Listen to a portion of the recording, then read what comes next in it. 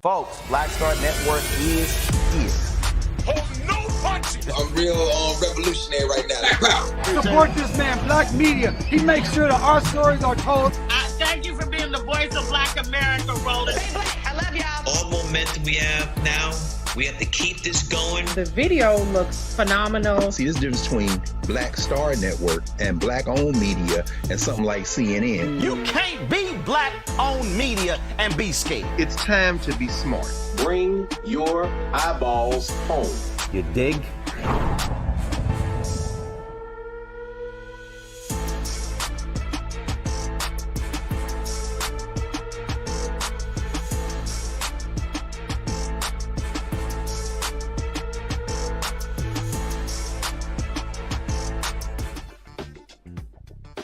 Today is Wednesday, November 22nd, 2023. Coming up on Roland Martin Unfiltered, streaming live on the Black Star Network. The economy, looking at all the right numbers, is doing well, yet many Americans still say it's going bad. I talked with White House Press Secretary Karine Jean-Pierre about the messaging of the Biden-Harris administration and what they are doing to get the word out. Also, George C. Wolfe directs the Netflix movie about Bayard Rustin. Colman Domingo stars as the great civil rights leader. I talked with both of them about this often forgotten civil rights icon. Also, I chat with former Attorney General Eric Holder about his efforts to fight on behalf of African Americans and others when it comes to the right to vote, but also fighting to stop gerrymandering all across this country. And I talked with the director of the movie The 24th. It is about that black regiment in 1917 involved in a race riot in Houston, Texas, that led to the largest murder trial in history, court-martialed of 110 black members of the U.S. Army, and the execution of 19 of those men. It is a fascinating story, and they finally have been exonerated. Folks, it is time to bring the funk on Roland Martin Unfiltered on the Black Star Network. Let's go. He's got it. Whatever the biz, he's on it. Whatever it is, he's got the scoop, the fact, the find. And when it breaks, he's right on time and it's rolling. Best believe he's knowing. Putting it down from sports to news to politics. With entertainment just for kicks, he's rolling. It's on go, roll, roll, y'all. It's Roland Martin, yeah. Rolling with Roland now. He's funk, he's fresh, he's real, the best, you know he's Roland Martin now.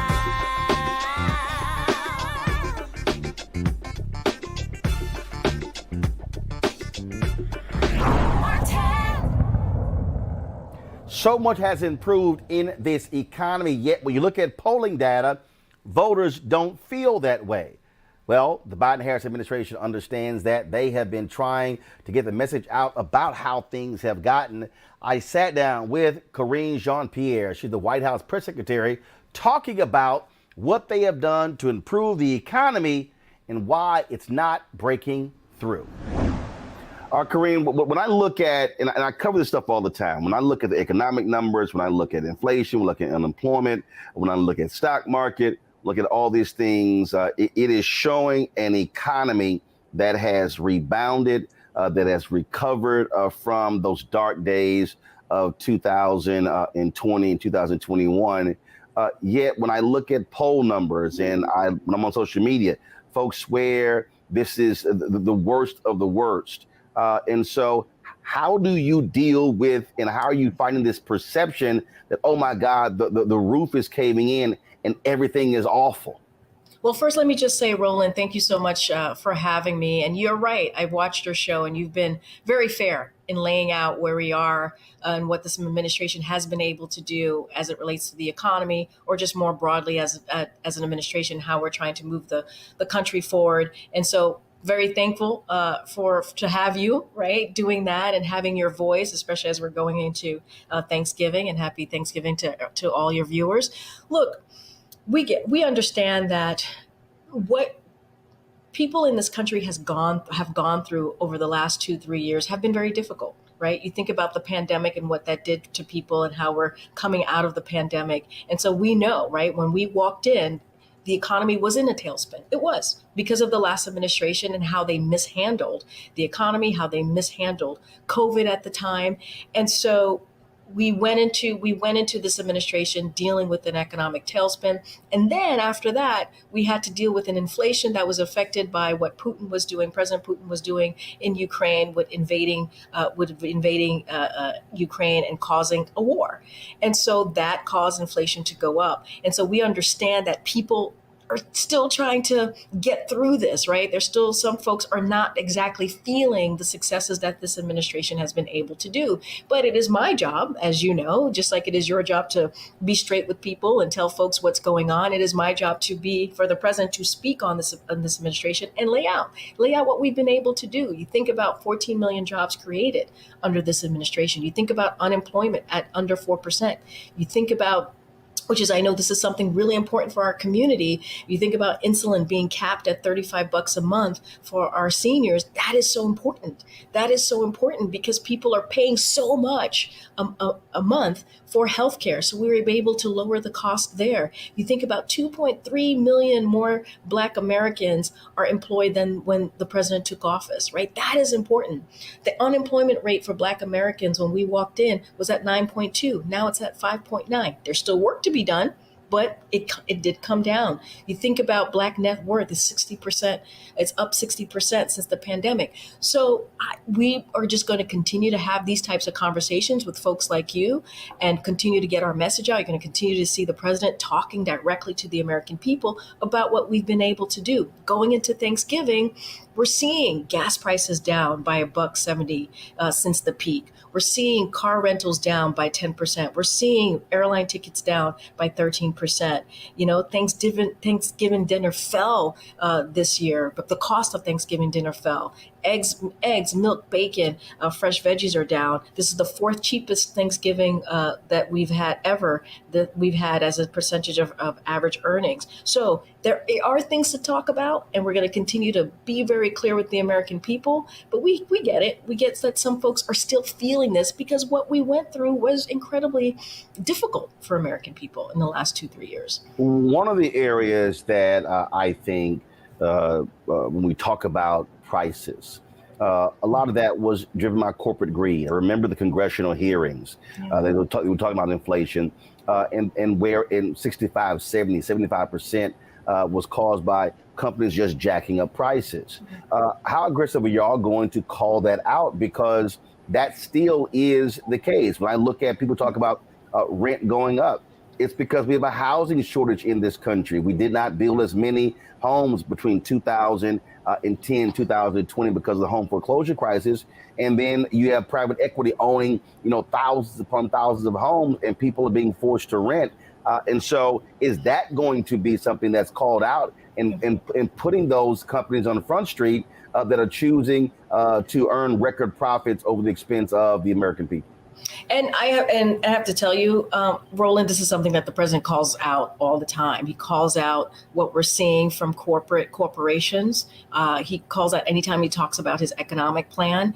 One of the things that we've been very consistent on, and I think you've reported on this, Roland, are the junk fees, right? We have been very good at dealing with junk fees that cost Americans billions and billions of dollars, whether it's junk fees from a credit card that they have. So we've done that. We have and not just called it out, but taken action to save Americans some money, to save some Americans money monthly or throughout the year. And as you talk about housing, protecting Black Americans' excess housing and home ownership, including efforts to combat housing discrimination, is something that we have done right through HUD, as you know, with Secretary Fudge, her leadership. She understands.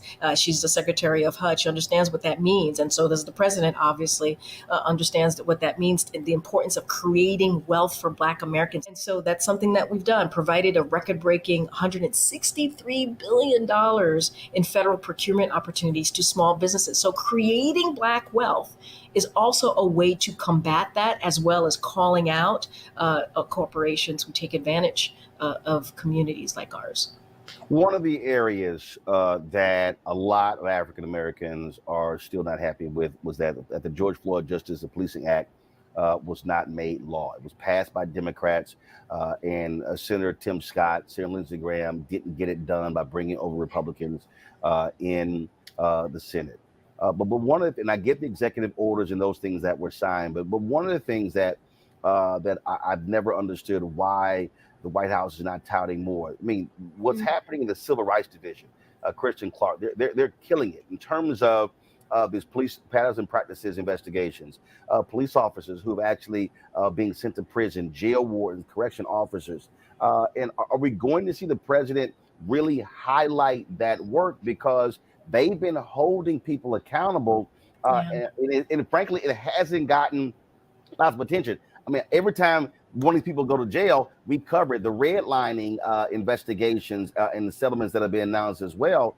And I think, again, for me, if that is talked about more from the president and from the White House, it sheds light on the great things being done. People are surprised when I talk about it, and they go, that stuff is actually happening. Well, let me first say, Roland, thank you so much for talking about it. Thank you so much for being that voice to lay out exactly what's happening here in the administration to benefit communities like ours. And so certainly thank you for doing that. And I know you've been pretty much a champion on the work that's being done at the Department of Justice in their Civil Rights Division. Look, and that's happening because of that executive order that the president signed, because this is at the directive of this president, because he wants to make sure that communities feel safe and that law enforcement are held accountable. And that is incredibly important. Look, we will talk more about this. Obviously, we have to. There's so much going on, as you know, in the world, and not just obviously in the country, but in the world that the president has to speak to. And certainly we will do that to highlight that work, because it's important to the communities to know what's going on and how seriously we've taken that, especially one of the reasons the president was certainly elected. But I'm so glad that you just laid that out, because it is true. It is what DOJ is doing through the Civil Rights Division. They are making sure that that executive order is that the president signed is being put into action, if you will. And we'll talk more about that. There's so much to talk about. There's so much accomplishments that we have made, whether it's the economy, whether it's through DOJ, whether it's housing, and because those are the things that the American people wanted us to see and continue to fight for freedoms. Obviously, we saw that in the last election, most recent election, and obviously in the one in 2022, how important it is to protect our freedoms. And so all of these things are important items and issues that we definitely will continue to speak to and lift up in what we've been able to do. Last question for you. Obviously, you've got holiday season coming up, and really once January hits, we're operating in election season. Are we going to see the president doing town hall discussions across the country, going into Black communities, not just talking about these things, but also having listening sessions with voters? Because polls certainly show lots of angst. Numbers have dropped significantly among African Americans. And I've consistently said that really the first 6-7 months of the year has to be sort of an education and enlightenment period, as opposed to just saying, hey, vote. That's going to be critical. Because again, the phrase when you don't know, is a huge part of this. And a lot of people just don't know about a lot of stuff that you're laying out. Yeah, no, you're 1,000% right, Roland. Look, I got to be careful. Can't talk about 2024 Hatch Act. I can't do that. But what I will say to you, Roland, is this is a president that loves to get out there and speak directly to the American people.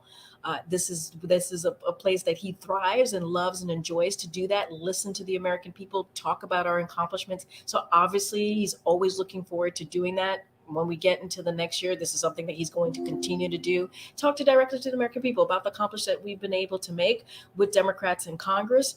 And there's been a lot, as you just laid out. There's been historic pieces of legislation that have been passed that is going to change the lives of Americans. They're going to change the lives of Americans that have been left behind. That is going to either, whether it's the infrastructure, whether it is buildings and tunnels and, broadband, what's going on in your own community with the infrastructure, whether it's healthcare, lowering costs for American people, whether it is making sure the economy is working for you and doesn't leave you behind. All of those things are critical, whether it is what we're doing at DOJ through the Civil Rights Division, as you just mentioned. There is so much to talk about. And let's not forget, fighting to protect people's freedom, making sure that women have the right to make decisions on their own body without politicians getting involved in a way that is completely inappropriate, fighting for democracy, all of those things. All of those things that I just laid out. And let's not forget education system, student loans, making sure that we're giving people a little bit breathing room, lowering costs, all of those things that the president's going to get out there, talk about, speak directly to the American people, and also listen, right? Listen to what it is that people want to hear and want us to see us continuing to do. All right. Karine, we really appreciate it. Thanks a lot. Thank you. Happy holidays. Likewise. All right, folks, when we come back, I will talk with director George Wolfe about his movie on Netflix, Rustin. It is about the great civil rights leader, Bayard Rustin. You're watching Roland Martin Unfiltered right here on the Black Star Network. When you talk about blackness and what happens in black culture, we're about covering these things that matter to us, speaking to our issues and concerns. This is a genuine people-powered movement. There's a lot of stuff that we're not getting. You get it, and you spread the word. We wish to plead our own cause. Too long have others spoken for us. We cannot tell our own story if we can't pay for it. This is about covering us. Invest in black-owned media. Your dollars matter. We don't have to keep asking them to cover our stuff. So please support us in what we do, folks. We want to hit 2,000 people, $50 this month, raise $100,000. We're behind 100,000, so we want to hit that. Your money makes this possible. Checks and money orders go to P.O. Box 57196, Washington, D.C. 20037-0196. The Cash App is $RM Unfiltered. PayPal is R Martin Unfiltered. Venmo is RM Unfiltered. Zelle is Roland at RolandSMartin.com.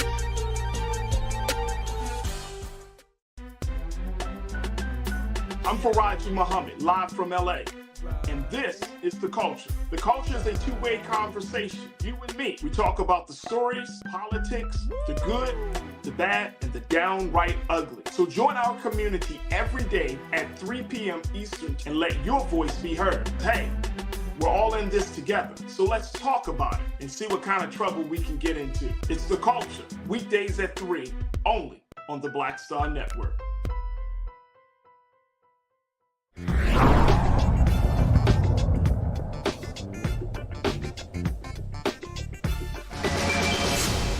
Talk, shout, take command. Who was that? The famous Bayard Rustin. In 41, you called for a large-scale march. The time has come for another. No, Bayard. I can handle all the grunt work. Rally the young. We are going to put together the largest peaceful protest made up of angelic troublemakers such as yourself. My friend, Dr. Martin Luther King, will be joining us. How many bodies does it take to surround the White House? How many? Sorry, I thought that was the setup for a joke. You literally want me to find out? When it comes to the old guard, I'm considered a pariah. Every person at this table will be in the line of fire because of him. How's everyone so obsessed with what I'm doing and with whom? How can you preach salvation and not want to save yourself? Every day, we surrender that which makes us different. I can't surrender my differences. The world won't let me. The day of your march, the entire D.C. police force has been mobilized. What they really want to destroy is all of us coming together and demanding this country change. I remember saying that this Rustin fella's a little crazy. Only later did I fully comprehend that the little didn't even come close. We intend to go there not by the thousands, but by the hundreds of thousands. Yes! We are committed to altering the trajectory of this country towards freedom. That's what's on the line. Nothing less. Lord, I hope and pray they come today.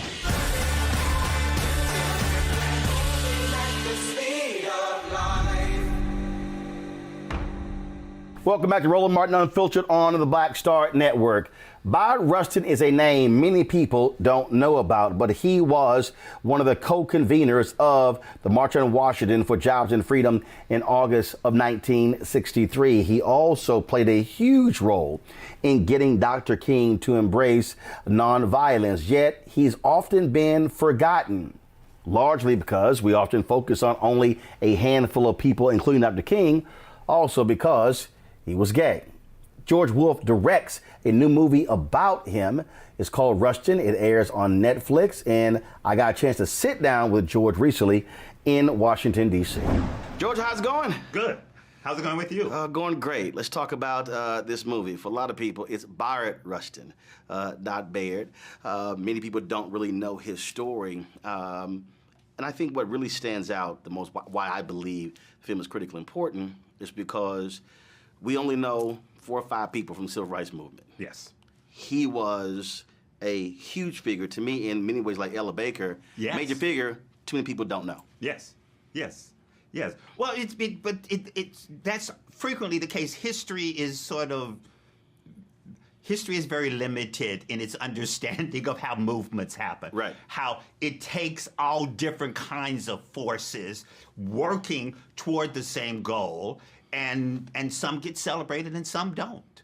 But also media plays a role in that in terms of who they frame as the leader, as the voice, without realizing, no, there were multiple people who played huge roles. Absolutely. And also it's like, very early on, as it states in the film, the organizers of the march decided that only those people who were the heads of organizations could speak. Only the male heads. And only the male. But were there any women heads? There was a pre-program where women spoke. Exactly. And there were all these people like Ella Baker, like Diane Nash, like Joanne Robinson, all these people who were contributing and who were at the groundwork, but that was the order of the day, because a lot of them were the preachers of the churches, right. And that's how it worked. Also, obviously you're focusing on a moment in time, but I think to really study Rustin, how he connected with multiple periods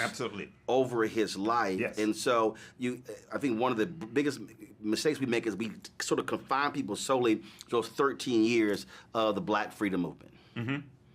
And so his story goes beyond that. It was before the Black freedom movement, then also the activism and movement organizing afterward. Yeah, absolutely. But I was very interested in 1963. Because it's a fascinating time, in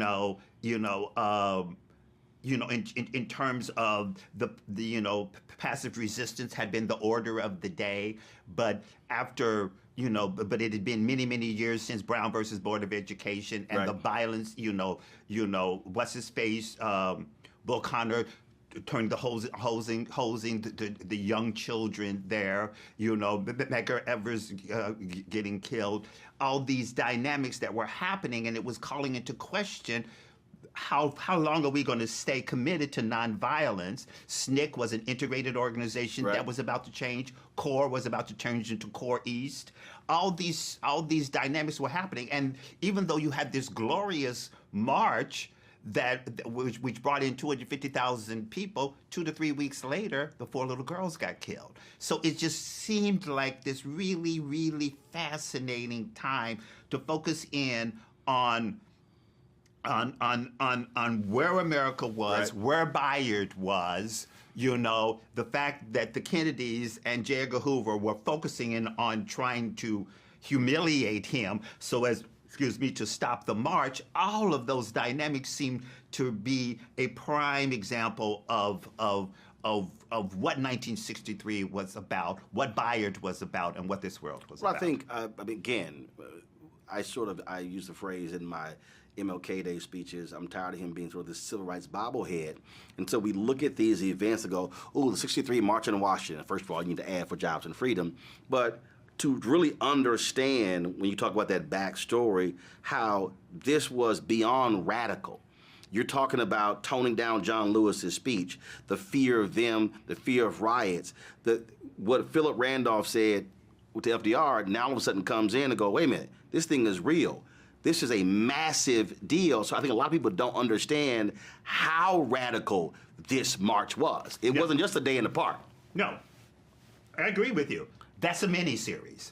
Yeah, I mean, but this again, is a movie. No. But again, even but with your focus on it, it's getting people to understand this wasn't just a gathering. Yeah, exactly. This was a major thing that shifted and actually scared white folks in this country. Exactly. Well, yeah, I think that's embodied. And of course, there's one movie about Bayard Rustin doesn't mean there can't be 10. Right. When I talked to Reggie Hutland when he did Marshall, he sort of explained his vision was he wanted him to sort of be like the John Wayne character. So when I got off the elevator and so I see this photo of Colman as Bayard Rustin, I was struck by it because it reminded me of that one because you're centering him. A lot of times folks want to add other different pieces. Talk about why that was so critical to center him. Well, because he was such a crucial organizing brain and was so significant and was connected to so many people, and nobody or a finite number of people know his name, know that he existed. And that frequently we focus in on one hero, and I was just I'm very fascinated by, even though I don't think this completely applies, ordinary people doing extraordinary things. Absolutely. But I also think that he was extraordinary. So he's an extraordinary person doing an extraordinary thing, and history said, you don't exist anymore. And so at different times, I felt myself very protective of making sure that he didn't get overshadowed by other people who are more famous and more significant in terms of how the history is told. It's just expanding the lens, if you will, so that more people are included, so that Dr. Anna Arnold Hedgeman I knew nothing about, and so including her, having a few scenes with Ella Baker, there's so many people, Claudette Clovid, all these people were just ridiculously phenomenal and powerful. So expanding the fabric and the texture as much as I possibly could. And then there are more movies need to be made, and then more, and then more. Last question for you on that note. I have numerous arguments with people when movies from that era or even slavery movies are produced. And people say, man, I'm sick of that. We need to stop seeing those stories. And I think part of the deal is we have to now look at a Rustin and stop looking at this as another civil rights movie. No. These are black superheroes. Absolutely. And so I think in this whole world of the Avengers and Marvel and DC, we're to say, no. The character Will played Emancipation. No, that's a superhero. I think we have to start looking at our historical figures in a much different way, not just, that's a civil rights movie or a slavery movie. Well, also, you don't get to say, that's just another civil rights movie unless there's one that comes out every week. That isn't the case. Which, if it does, that's great. Exactly. Because we get a million stories to tell. Exactly. But that hasn't happened. Right. So no one gets to say, it's another one. No. They need, it's every time one comes out, it needs to be celebrated. Hopefully it's good and worthy of the celebration, because it's adding to the stories, and it's adding to the figures that we should know, who there are things that they can teach us, things that can empower us, and it's a response to when somebody's trying to erase your history, celebrate your history. I'm sounding like a Baptist preacher. I'm gonna close with this one. I ask book authors this question all the time. What was the one wow moment doing the research for them? What was your wow moment? Was it an individual where you went, wow, I didn't even know about this person? Was there something else? Connected to this film? Yeah. When you're doing your research, could it be about I think it was Dr. Anna Arnold Hedgeman and her father saying to her from the time she was a little girl, what have you done today to make yourself useful? That expectation, I think, is phenomenal. Saying to her every single day, not what have you done this month, what have you done today to make yourself useful? that expectation placed on a child is a monumental, extraordinary thing. And I just found it to be so moving and so powerful, and encouraging and instilling that sense of responsibility, that sense of you are capable of doing extraordinary things, therefore what have you done today that is extraordinary? That I found very moving. George Wolfe, appreciate it. Thank you. All right, folks, when we come back, I will talk with Colman Domingo, who stars as Bayard Rustin in the Netflix movie Rustin. Folks, you're watching Roland Martin Unfiltered here on the Black Star Network. Don't forget to support us in what we do. First, you're watching right now on YouTube. Hit that like button, folks. We want to have more than 1,000 likes on the show. Also, support us in what we do.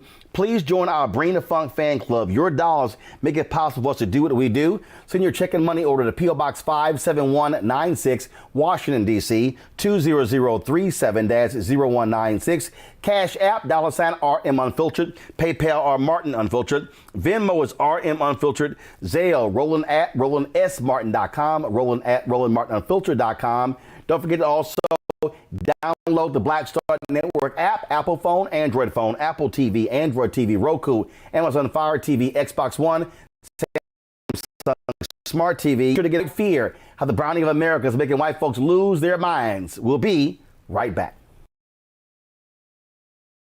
Hatred on the streets, a horrific scene, a white nationalist rally that descended into deadly violence. White people are losing their damn minds. As an angry pro-Trump mob storms the U.S. Capitol, we're about to see the rise of what I call white minority resistance. We have seen white folks in this country who simply cannot tolerate black folks voting. I think what we're seeing is the inevitable result of violent denial. This is part of American history. Every time that people of color have made progress, whether real or symbolic, there has been what Carol Anderson at Emory University calls white rage as a backlash. This is the rise of the Proud Boys and the Boogaloo Boys. America, there's going to be more of this. Here's all the Proud Boys, Dave. This country is getting increasingly racist in its behaviors and its attitudes because of the fear of white people. The fear that they're taking our jobs, they're taking our resources, they're taking our women. This is white fear.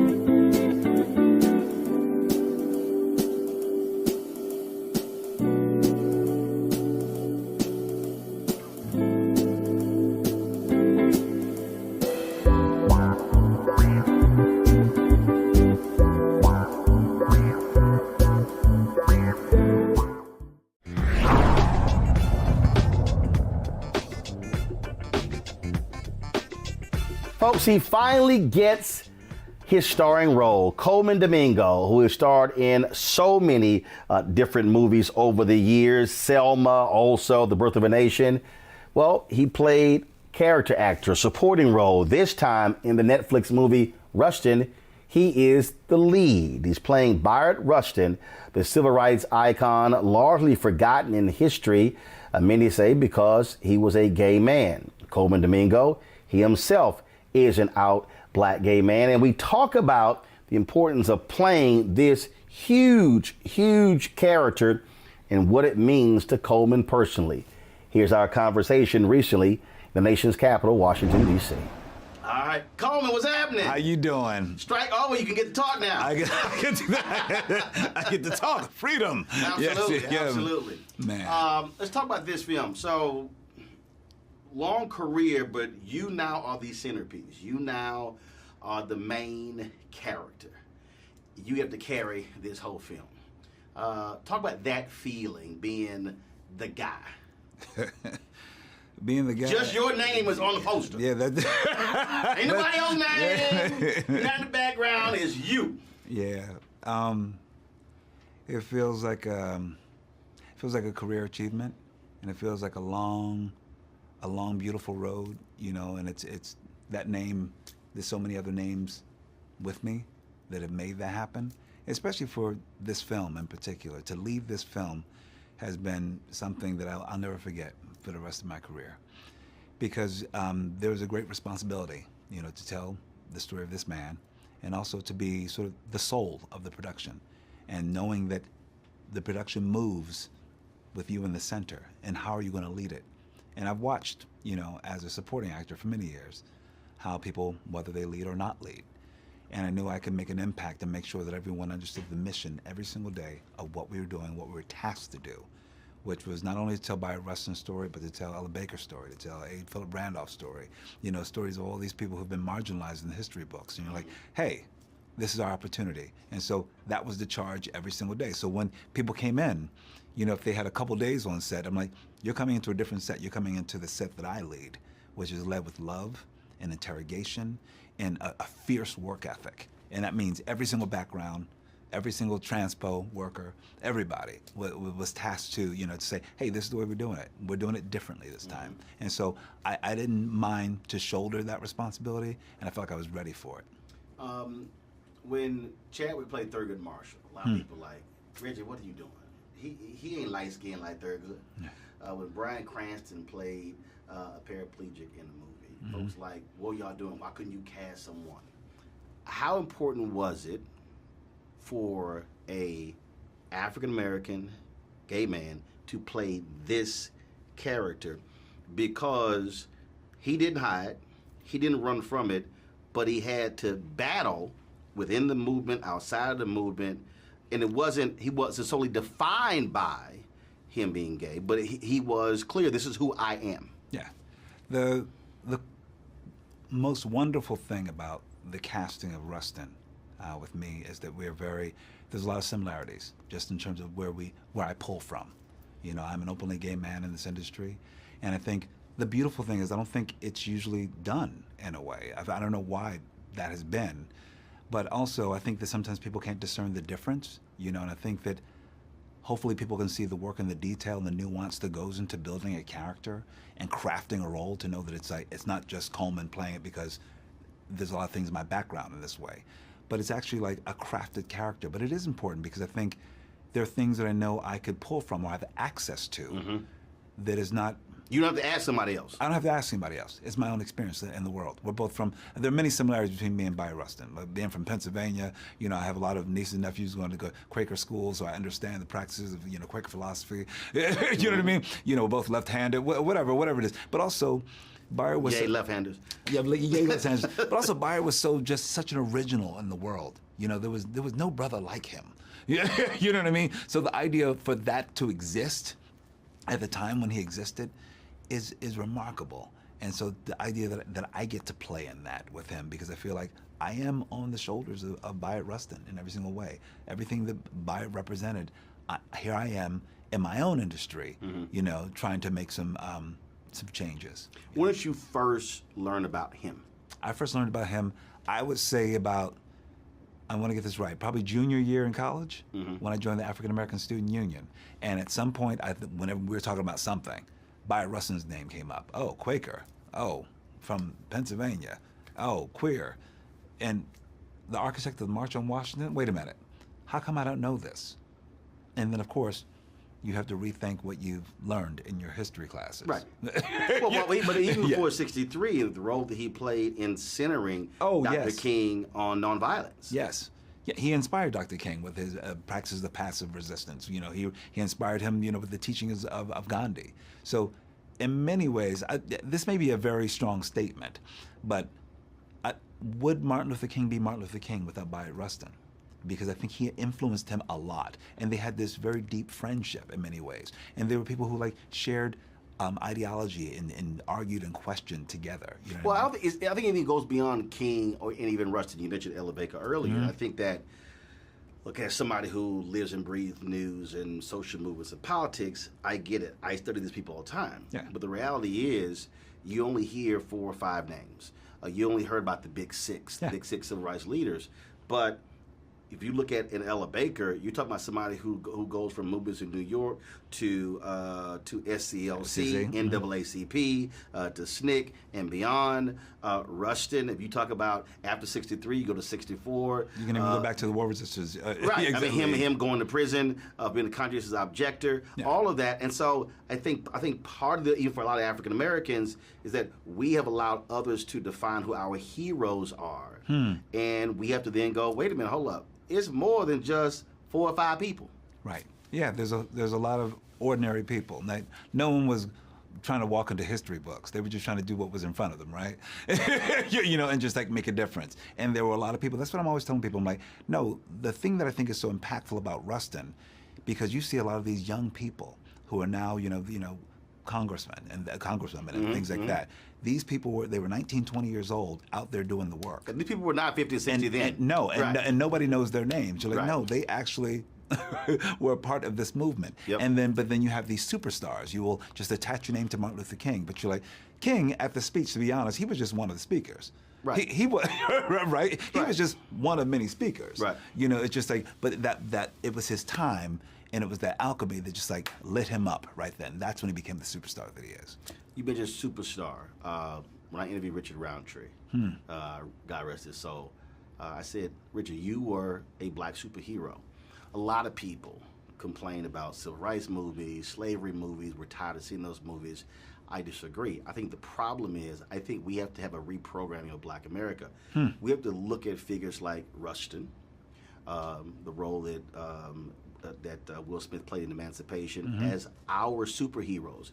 These are people who not just survive, but thrive. Defied odds, exactly. They are superheroes, and I appreciate Black Panther. I appreciate the Marvel characters, but these were real-life superheroes. I think you're absolutely right, and I think that's how impactful would that be to young Black and brown kids? That would be phenomenal. They believe that they can actually. They don't have to be in Wakanda. They can actually do something here. Right. And actually make a difference in their communities, in their world. It's actually real. You can touch it. You know who that person was. They came from the same neighborhood. You name it. I think you're absolutely right. Last question for you. For you, I was asked this of book authors and others. What was a wow moment when they were researching and writing the book? So for you, playing this character, was there a moment when your research and your study where you went, wow, I had no idea? I think the wow comes in like when I start researching and looking at Rustin, even in high school. Just first of all, he was an athlete. He was an all-star athlete, but also he played the lute, and then he sang. I mean, who is this brother? He's a Quaker. You're like, there's so many things. You're like, what is that person? What is that walking this earth? And then made sure that his life was of service in every single way. That was the wow for me. Like, where did that come from? That confidence as a young person, as 15, 16 years old, to stage a protest, in the cafeteria for better food. Right. And for me, it's always like, where does that come from? Then a protest in the prison. Exactly, and in prison, exactly. But he was moving on buses long before Rosa Parks. Yeah, you know what I mean? Because he was like, no, this is not right, and I want to right or wrong. But where does that come from? That's the wow for me. Like, where does that come from? Absolutely. And where can I get some of that? Absolutely. You can keep the hair. That hair went. I actually took that hair off last day. I had to let go of it. Had to shed that hair. Like, I'll keep the rest of Rustin, but not the hair. But I still have the teeth. I have the teeth at home. Okay. Maybe I'll bust them out on a Halloween or something like that. There you go. Exactly. Appreciate it, Colman. Thank you. Thanks so much. So good to see you. Indeed, So good to see you, man. Appreciate it. Good to see you. Folks, don't forget Rustin airing on Netflix. All right, when we come back, I talk with the director of The 24th. The movie came out 3 years ago, but it details the story of more than 100 black soldiers who were court-martialed after a race riot in Houston in 1917. It is a stunning story, one you likely did not know about, but you should watch now. You're watching Roland Martin Unfiltered right here on the Black Star Network. Pull up a chair, take your seat. The Black Tape with me, Dr. Greg Carr, here on the Black Star Network. Every week, we'll take a deeper dive into the world we're living in. Join the conversation only on the Black Star Network. Grow your business or career with Grow with Google's wide range of online courses, digital training, and tools. Gain in-demand job skills with flexible online training programs designed to put you on the fast track to jobs in high-growth fields. No experience is necessary. Learn at your own pace. Complete the online certificate program on your own terms. Stand out to employers, get on a path to in-demand jobs, and connect with top employers who are currently hiring. Take one professional career certificate program or all 6. Earn a Google Career Certificate to prepare for a job in a high-growth field like data analytics, project management, UX design, cybersecurity, and more. All professional career certificate programs must be completed by December 31st, 2024. Scan the QR code to complete the application. There are 1,000 scholarships available. Grow with Google and J. Hood and Associates. Be job ready and qualify for in-demand jobs.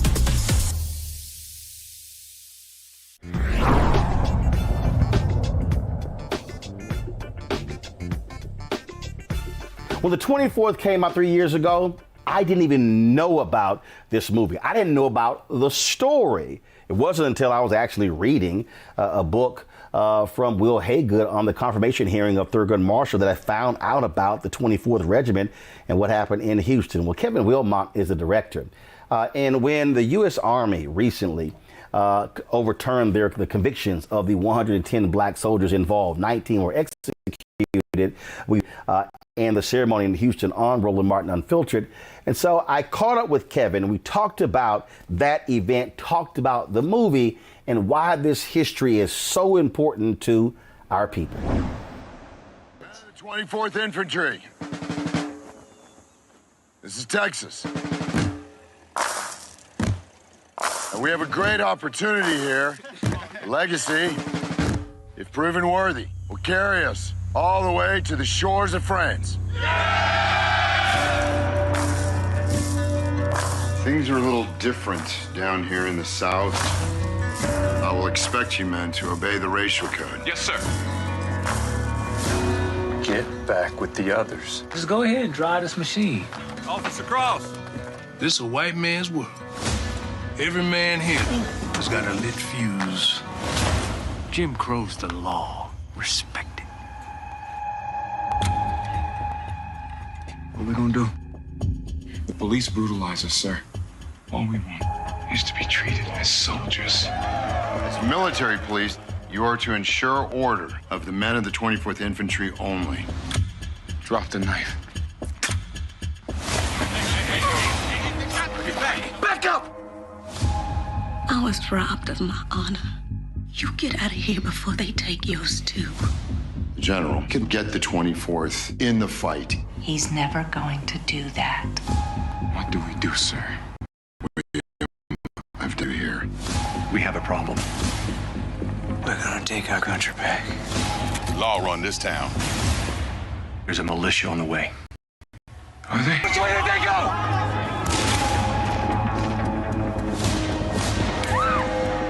Keep pushing people down. Sooner or later, they rise up. Fire! Can you identify any of the leaders of the mutiny?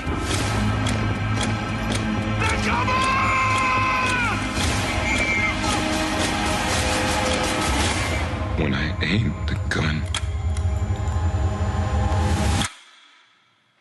I saw a man. He didn't see one back.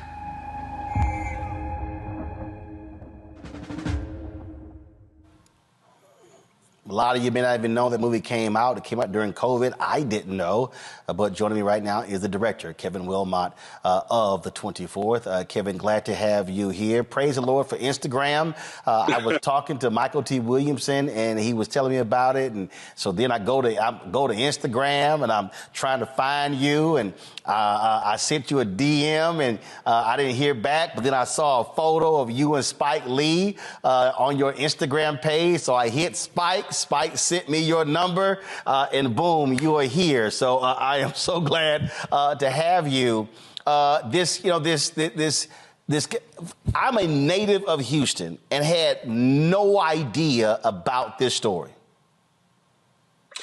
Yeah, that's the American problem, right? I mean, that's kind of what we do. You know, we hide the real history from the public.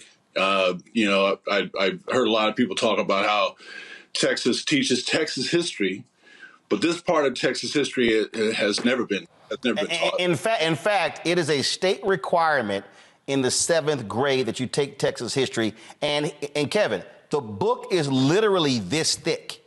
Wow. That's how thick the book. I mean, it is a massive book. And so you're absolutely right. And this was not in that thick ass book.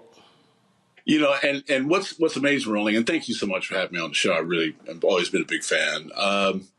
The thing about this riot, as they called it, this ended up being the largest murder trial in American history. Wow. That's how I learned about it. It was a history book I was reading 20 years ago, and there's only one photograph of the trial, and 64 Buffalo soldiers on trial at one time, and the inscribed caption was the largest murder trial in American history. And I'm a history geek. I had never heard anything about it. And that's what, started me on my quest to really make this movie. It took me 20 years, but we finally got there. And then, of course, COVID kind of hides the movie from people a bit, but at least it's out there.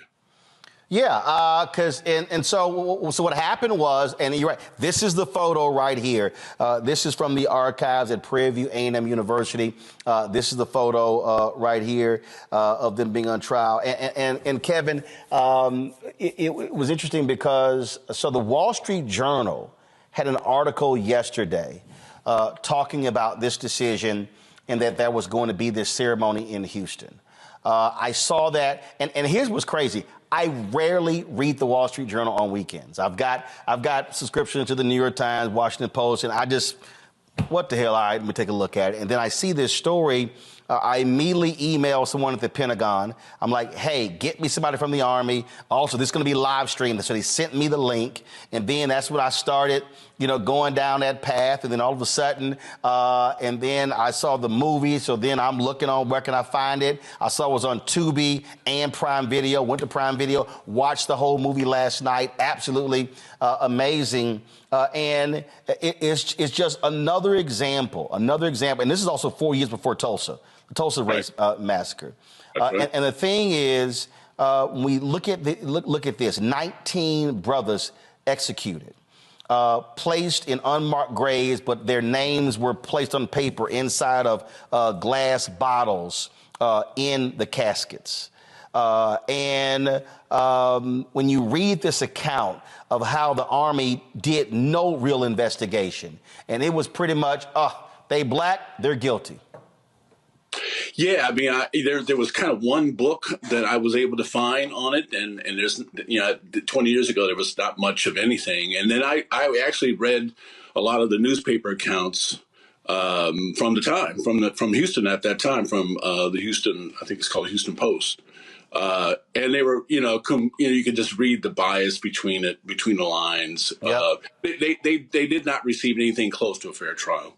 But more than anything, what we try to show in the movie, as you know, is they were brutalized. I mean, they sent 700 soldiers, black soldiers, to Houston in 1917.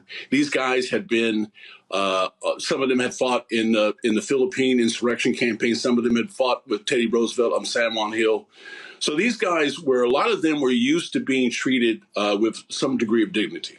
And had been treated really kind of as, like soldiers are supposed to be treated.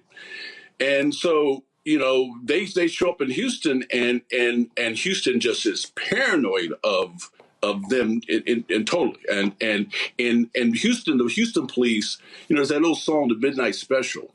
And in that song, they talk about Houston and they talk about the police in Houston specifically. And that's an old blues song from Leadbelly back in the days. And the Houston police had a notorious, record of brutalizing everybody, but specifically black people and Mexicans.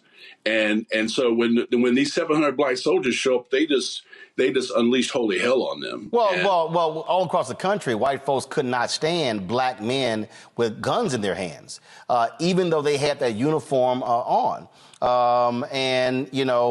We can, and it was crazy. I mean, so my dad has texted me. He said he'd been long knew about Camp Logan. And here's what's crazy. What is now Memorial Park in Houston is where Camp Logan was. And again, I'm like you. I love history. No idea. That's why it was called Memorial Park. They play the PGA golf tour there. I played there numerous times. Not one time. Matter of fact, when I go, I'm gonna hit the mayor to find out. I mean, is there a marker? Is there anything there that explains that? I've been to Memorial Park numerous times and never knew that was the site of Camp Logan. I don't think there's anything. There might be some small thing, but I don't think anything of significance is there, from what I understand. No, it's been a hidden piece of American history for far too long. This is an amazing day. I mean, I have to be honest with you. I never thought they would do it. I mean, one of the things that you often would hear about this case is that this is the first time of all the civil unrest cases in American history. This is the first time more whites died than blacks, and the only time. And wow. And it was because these men, these were trained soldiers, and these guys had been brutalized and brutalized and brutalized. They finally snapped. They couldn't take any more. 150 black soldiers march on Houston, Texas, in full combat gear, and they specifically went after the police. But you got to remember, this is before Gandhi. This is before the civil rights movement. This is before, anything could have taught them how to respond in any other way. I mean, these are soldiers, and they're used to fighting, and they had fought overseas for people's rights, but could not fight at home for their own rights. And one of the things they kept saying was that they desperately wanted to fight in World War I in France, but they were never sent. See, and that's what people don't understand. I mean, we just had Veterans Day on Sunday, and the reality is these were black men who could not have rights in this country, but were willing to fight for this country in order to preserve the rights that they could not access. The idea was always that if we fight overseas and show our loyalty and show our patriotism, maybe they'll give us our rights back. Well, the black newspapers led is called the Double V campaign: victory at home and victory abroad. The Pittsburgh Courier, Chicago Defender, all of them, and also if people read Ethan McKelly's book on the Chicago Defender, this country could not stand that black newspapers like the Chicago Defender were writing about racism experienced by the soldiers, and they threatened the black newspapers with treason, to try them for treason. They said because they were stirring up dissension among the troops, and they were actually writing about the racism that black troops were facing in the military. I mean, it's so unbelievable that this is our life and our history, but it is, and it's so important that we tell these stories. I mean, one of the things I think that we see now is that they're trying to make these stories go away, and they're trying to erase these things from history.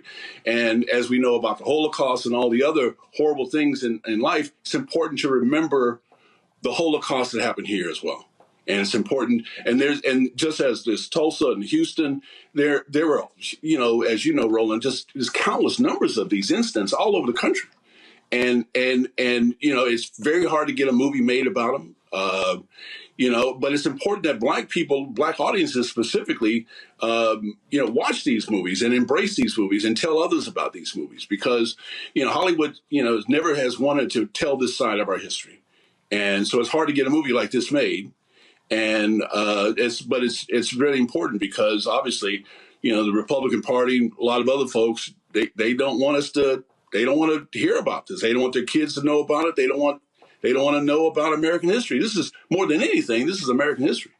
And it's it's being attacked. We're talking about the historic decision by the United States Army to vacate the convictions of 110 black soldiers involved in a race riot in Houston in 1917. There was a ceremony today in Houston announcing this decision and also announcing the steps that they are taking to, one, provide benefits to the descendants of these soldiers. We're talking with Kevin Willmott. He is the director of the movie, The 24th, and he joins us right now. And Kevin, it's interesting. So during the break, first of all, I'm sitting there texting the mayor of Houston right now, my Alfred brother, about this here. But I went to the website of the Memorial Park Conservancy, and they're the ones. And so I'm looking here, and I'm looking under history.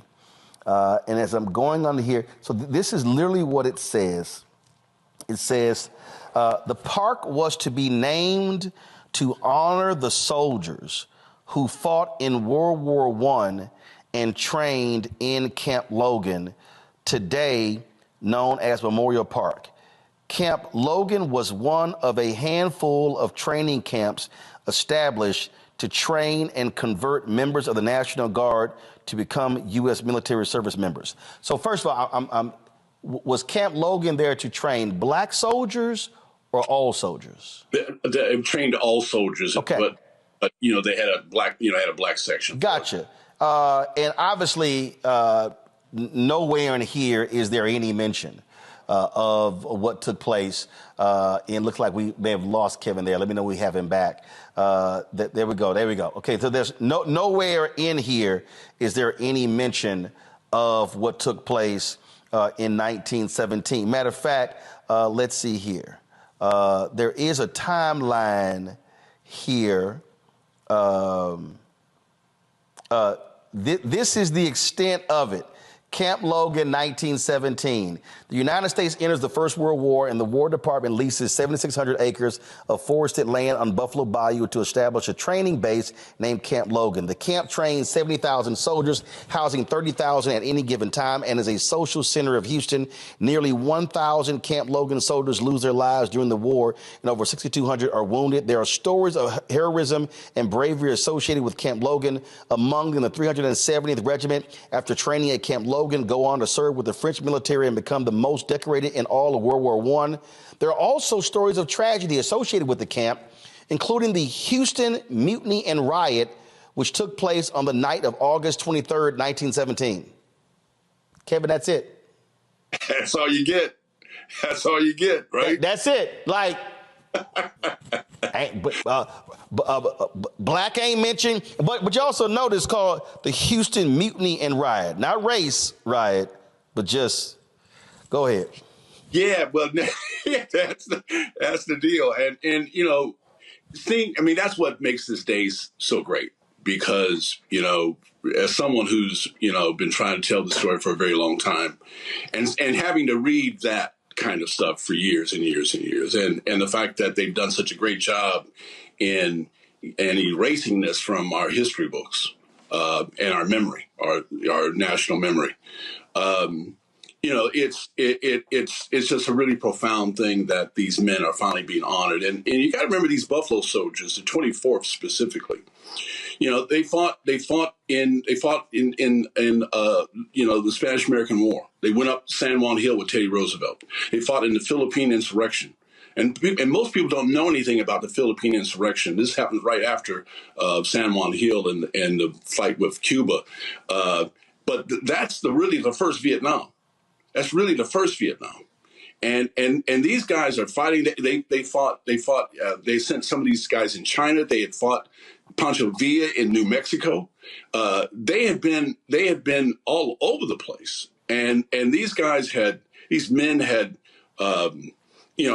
really kind of, gained a certain dignity and respect that most black men in America had not achieved because of the horrors of segregation and Jim Crow. So these guys they were real American citizens, and they saw themselves as equal citizens. And that's why I believe that's why they rebelled. Because they were. I mean, and look, I mean, these are black men wearing these uniforms. And speaking of that, I was very curious because when I'm watching the movie, I'm always interested in terms of what actually happened. So the end of in the movie, the end of the trial, and my panel, get ready. I'm going to get y'all for questions. The end of the movie, the end of the trial. I'm sorry, when they were saying, "I am a man," was that written into was that actually testimony from the trial? I added that. Trey Bayard and myself, we wrote the script together. We added that, but we felt that that's what was going on inside of them. Oh yeah, yeah. I mean, only reason I asked the question is because obviously the "I am a man" signs were so visible by the sanitation workers in Memphis in 1968, and I was curious if they were actually saying that as early as 1917. But you're absolutely right that was the through line through so many of these instances where black men were saying, "Yeah, I'm a man. Treat me like a man." Yes, and they really, they really, had to. They really tried their best to hold it together. I mean, they really, really, really tried their best to hold it together. But there were two racist, horribly, horribly racist cops specifically that targeted them and just made their life holy hell. And so you got to remember, these guys are seeing guys in their company. Coming home, they'd go out to Houston to get a drink or go see a friend or whatever, and they'd come home to the camp bloody, where they'd been beaten up by the police. And this is day after day after day after day. And eventually, as we show in the movie, they went after who was Corporal Baltimore. We call him Boston in the film. Trey Bayard's place in the movie. They went after Baltimore, who was one of the real leaders of the company, and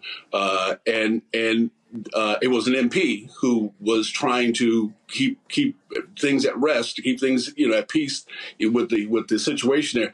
Black MPs were not allowed to carry firearms, so when the police went after him, they tried to kill him. He had to flee. The word got back to the camp and soldiers that Boston, we call him in the film, had been murdered by the police. And you got to remember, this was not long after another horrible racial massacre in East St. Louis. Yep. And so the whole idea of a white mob coming and murdering you was not conjecture. I mean, this was in everybody's mind, everybody's conscious, everybody's, just ready to have something like that happen to them. And so when the word got back that a mob was coming to the camp soldiers, that's what led them to march on the city. Men of the 24th Infantry. This is Texas.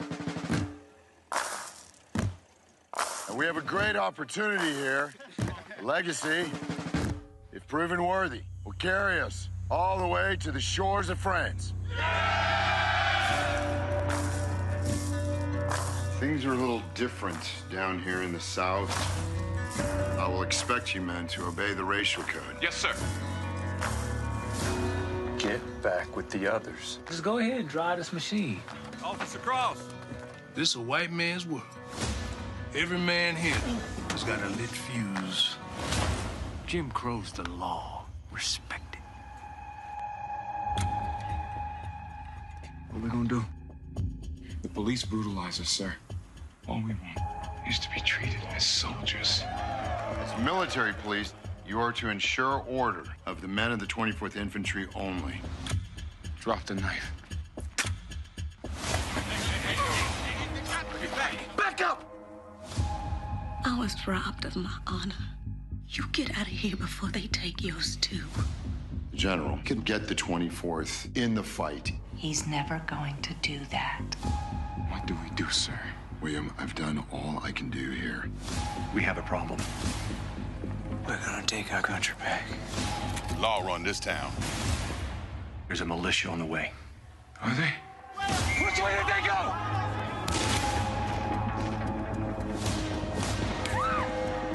Keep pushing people down. Sooner or later, they rise up. Can you identify any of the leaders of the mutiny?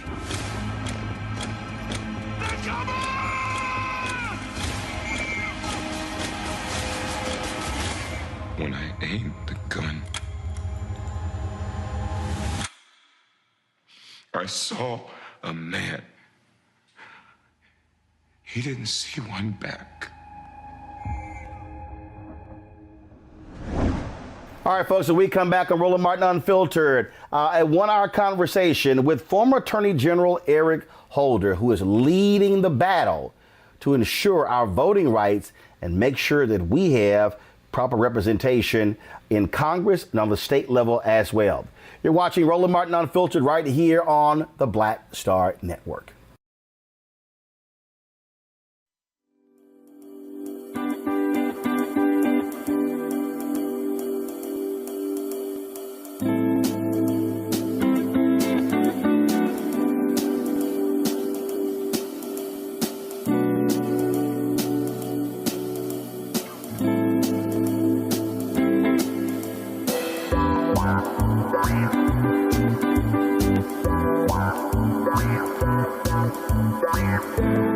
Hatred on the streets, a horrific scene, a white nationalist rally that descended into deadly violence.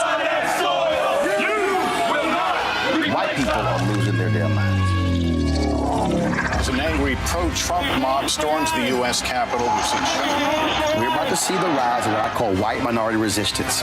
We have seen white folks in this country who simply cannot tolerate black folks voting. I think what we're seeing is the inevitable result of violent denial. This is part of American history. Every time that people of color have made progress, whether real or symbolic, there has been what Carol Anderson at Emory University calls white rage as a backlash. This is the rise of the Proud Boys and the Boogaloo Boys. America, there's going to be more of this. Here's all the Proud Boys, guys. This country is getting increasingly racist in its behaviors and its attitudes because of the fear of white people. The fear that they're taking our jobs, they're taking our resources, they're taking our women. This is white fear.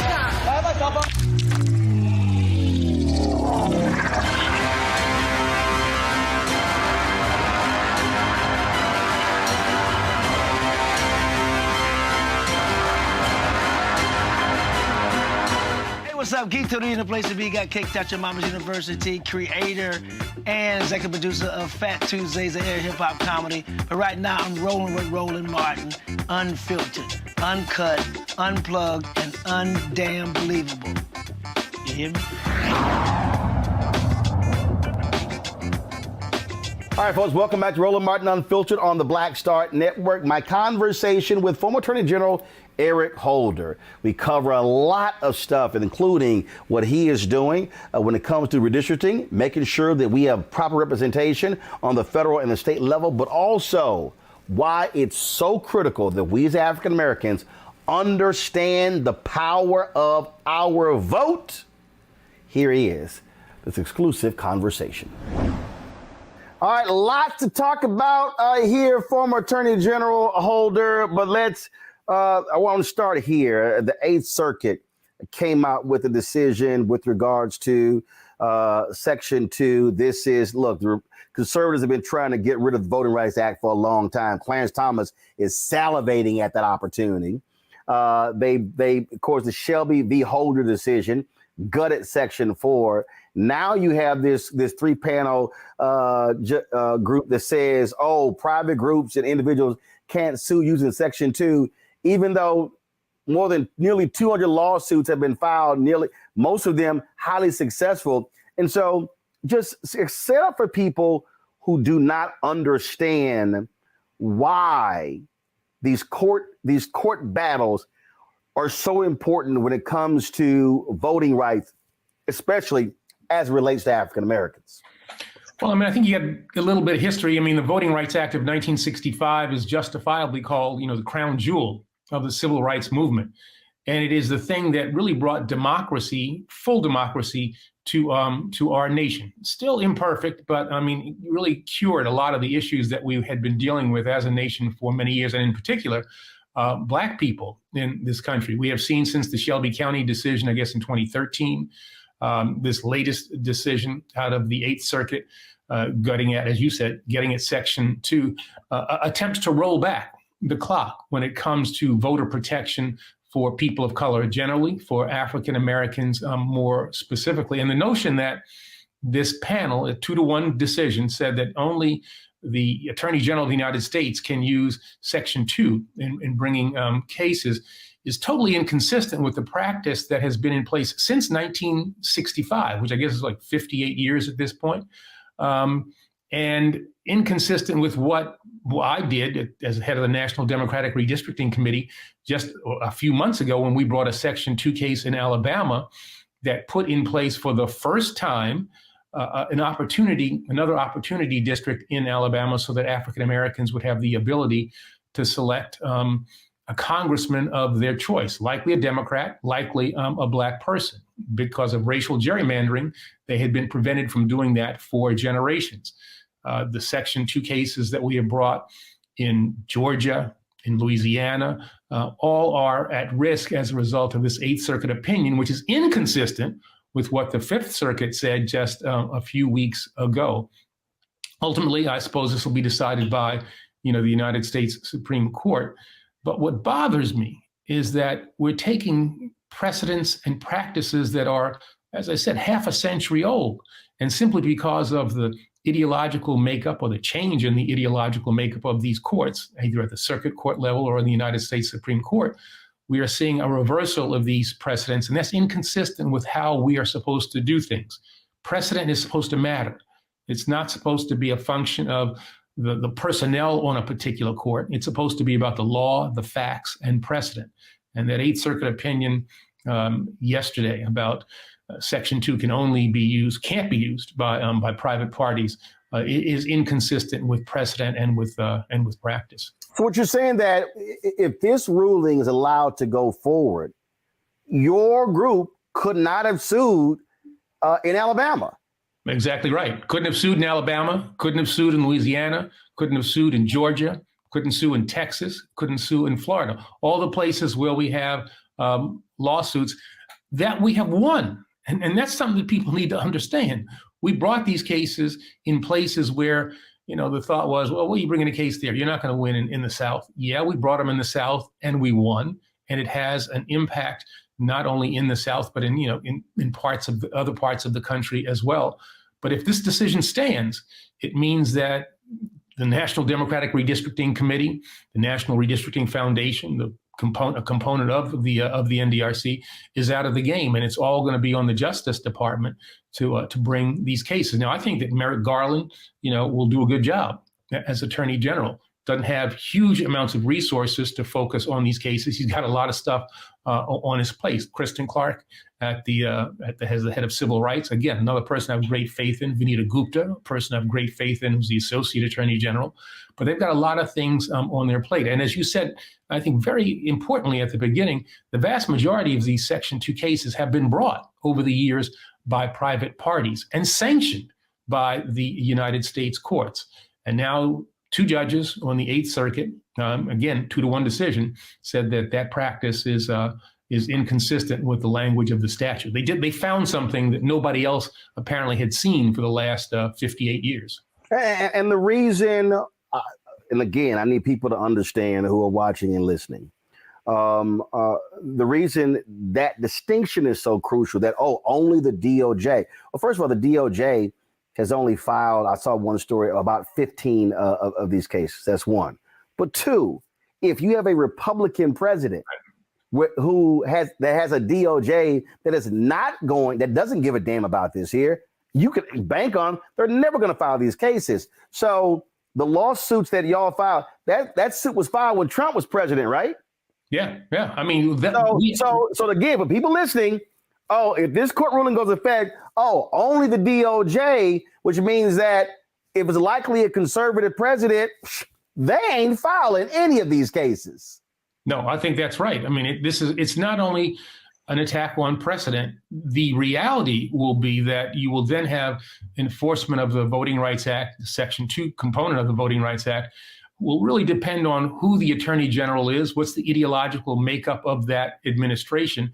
And here we're talking about fundamental issues of justice, fundamental issues of voting fairness. And that should not have to rely on who the Attorney General is, who the president is.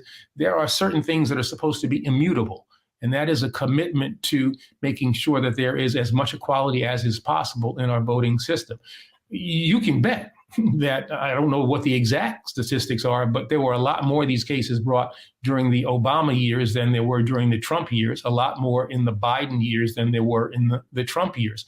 And that, to put all of the weight for the responsibility of the enforcement of Section 2 on the Justice Department, inconsistent again with precedent, inconsistent with practice, and ultimately bad for the American people. I spend lots of time, and I've been doing this lately. I call it Civics 101, trying to explain to people who don't live and breathe this stuff every day how crucial the courts are. And in fact, on my bookshelf over there, I've got a book, and Jack Bass is the author. And I read this book when I was in college, and it blew me away in reading this book because it's called Unlikely Heroes, the Fifth Circuit 4. And it talked about Brown versus Board of Education. Actually, that's what it talked about, the impact of the Fifth Circuit judges and how they were the ones who really interpreted but put into practice the Brown versus Board of Education decision. And what people have to understand, and I try to walk people through who say, that's performative, Biden picking Judge Ketanji Brown Jackson for the Supreme Court, or Roland, these 50 black federal judges, they don't matter. And I just sit here and go, folks, y'all need to understand the 150 federal judges that Biden Harris has picked. If they get reelected, they probably going to pick another 200 some odd judges. So that's more than 350. It's only about 930 federal judges. And so it's hard to get people to understand why federal judges and who is president and who controls the Senate has a direct impact on the lives of black people and other people. No, that's exactly right. I mean, we have relied on the courts to, further a whole range of things, a woman's right to choose, same-sex marriage, the protection of voting rights. There have been a whole range of things, reasonable or unreasonable, gun safety laws. Miranda rights, exactly. All of these things go through. Search and seizure. All of these things go through the courts. And so who sits on the court, on these various courts, really matters. Over the course of a 2-term presidency, using just historical data, an average president will appoint about 1/3 of the sitting judges in the federal system. And so, this is not performative. I mean, this is substantive and has a real world impact on the lives of people in this country. And to the extent that people say, well, it doesn't matter, it's, well, wait a minute, you don't think it matters? You saw what happened with this Trump-dominated Supreme Court. If you're a woman, you don't have the same rights that, perhaps a young woman, you don't have the same rights that your mother did with regard to making reproductive choices. This Supreme Court has put in place an opinion authored by Clarence Thomas, really kind of, I think, really kind of off the wall, has an off the wall view of the Second Amendment and has expanded the ability of people to have in their possession all kinds of weapons that have had such a negative impact in so many different places around the country. And so who serves on the court, our courts, really matters. And that's why who is in the White House really, really matters. A president will serve as only up to 8 years. But the people that president puts on these various courts, they have lifetime tenure, and they'll have the ability to shape American society for 30, 40 years. And so that is an important part of the calculation as to who you ought to vote for when it comes to presidential elections. Well, I mean, let's go back to that huge case, and because you were the Attorney General, your name is on it, Shelby v. Holder. I mean, that was what, 2013? Right. Here we are 10 years later. It's still being referenced. The reality is, for eternity, your name is going to be associated with a Supreme Court decision that when conservatives had the majority, they gutted Section 4, and immediately after that decision, Republicans all across the South began to change voting laws, voter ID, shut down polling locations. I mean, it was an all-out assault on Black people because they were angry. They were angry that President Obama won. They were angry that he won North Carolina by 14,100 votes. And the Voting Rights Act was one of the most bipartisan pieces of legislation since it was passed in 65. But they saw what was coming, and they said, ain't no way in hell we're going to sit here and let these Black people keep voting the way they do. And after Shelby v. Holder, they went buck wild crazy, changing laws. So if anybody today is ticked off that your voting location got changed or ballots ran out or whatever, and there's no recourse, you can thank Shelby v. Holder and those conservative federal judges who let it go all up to the Supreme Court, and then they ruled Section 4 unconstitutional. That is how federal judges can impact people for decades. Now, let's make one thing really clear here. If you want to piss me off, you call it the Shelby County versus Holder case. I don't want my name associated with that case to the extent that I can. So whenever I refer to it, I call it simply the Shelby County case. It is one of the worst opinions, I think, that the Supreme Court has ever penned. As a result of the Shelby County case, which really did away with the pre-clearance ability of the Justice Department to look at proposed voter changes, voting changes in states that were covered by the Voting Rights Act, we have seen 1,700 polling places closed around the country, which leads to long lines. And while I know everybody's going to be shocked to hear this, longer lines predominantly in communities of color. We have seen voter purges disproportionately in communities of color. And so when Georgia puts in place a law that says you can't give somebody who's waiting in line food or water, you think, well, what is that all about? Well, a Shelby County case, close down some polling places. You make the lines extremely long. You make it difficult for people to stay in line by not being able to give them food or water. So a few people leave, don't actually vote. And the margins in our elections now are so small that if a few people leave the voting lines in a few precincts, maybe that has an impact overall on, who wins in a local race, who wins in a state race, and who may even Sherry Beasley lost to be the Chief Justice of North Carolina Supreme Court by 400 votes. Right. Yeah. And so these changes matter. And the thing about the Shelby County case is that, in the case, very famously, the Chief Justice said, America has changed. Well, yeah, America has changed, but America is not yet at the place where it needs to be. And if you needed any proof of that, what you said before is extremely important. Immediately after the Shelby County case was decided, a whole range of voter suppression things were put in place in states in the South, predominantly because those were the states covered by the Voting Rights Act, that would have been stopped by the Justice Department had the Shelby County case not been put in place. These unnecessary photo ID laws, these closing of polling places, the changing of polling locations, a whole range of things happened as a result of the Shelby County case. Justice Ginsburg had it right when she said that the changes that the court is making were going to have a really negative impact on democracy in our country. And the proof has has shown that she was right and that the Chief Justice was wrong. It was a 5-4 decision. It was an ideological opinion and went against Congress that in the House voted unanimously to say that, yeah, we needed to have a further reauthorization of the Voting Rights Act. And I think there were only 2 senators who voted against the reauthorization, signed by a Republican president, George W. Bush.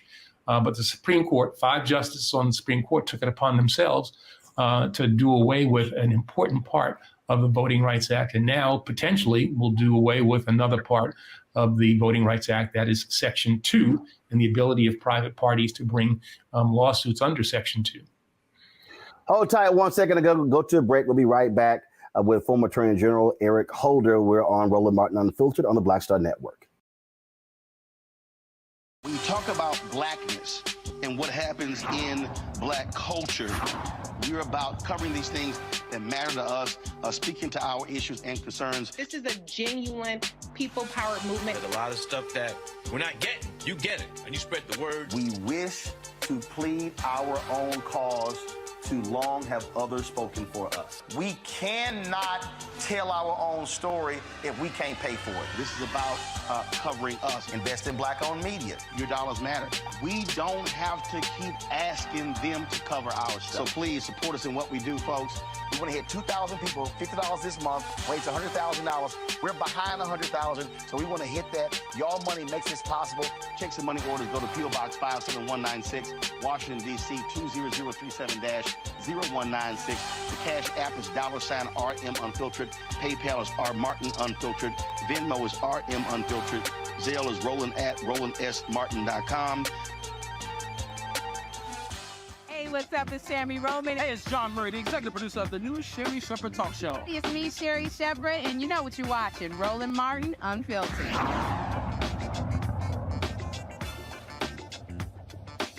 All right, folks, we're back on Roland Martin Unfiltered. We're talking to the former Attorney General, Eric Holder, after he left government, went back into private practice.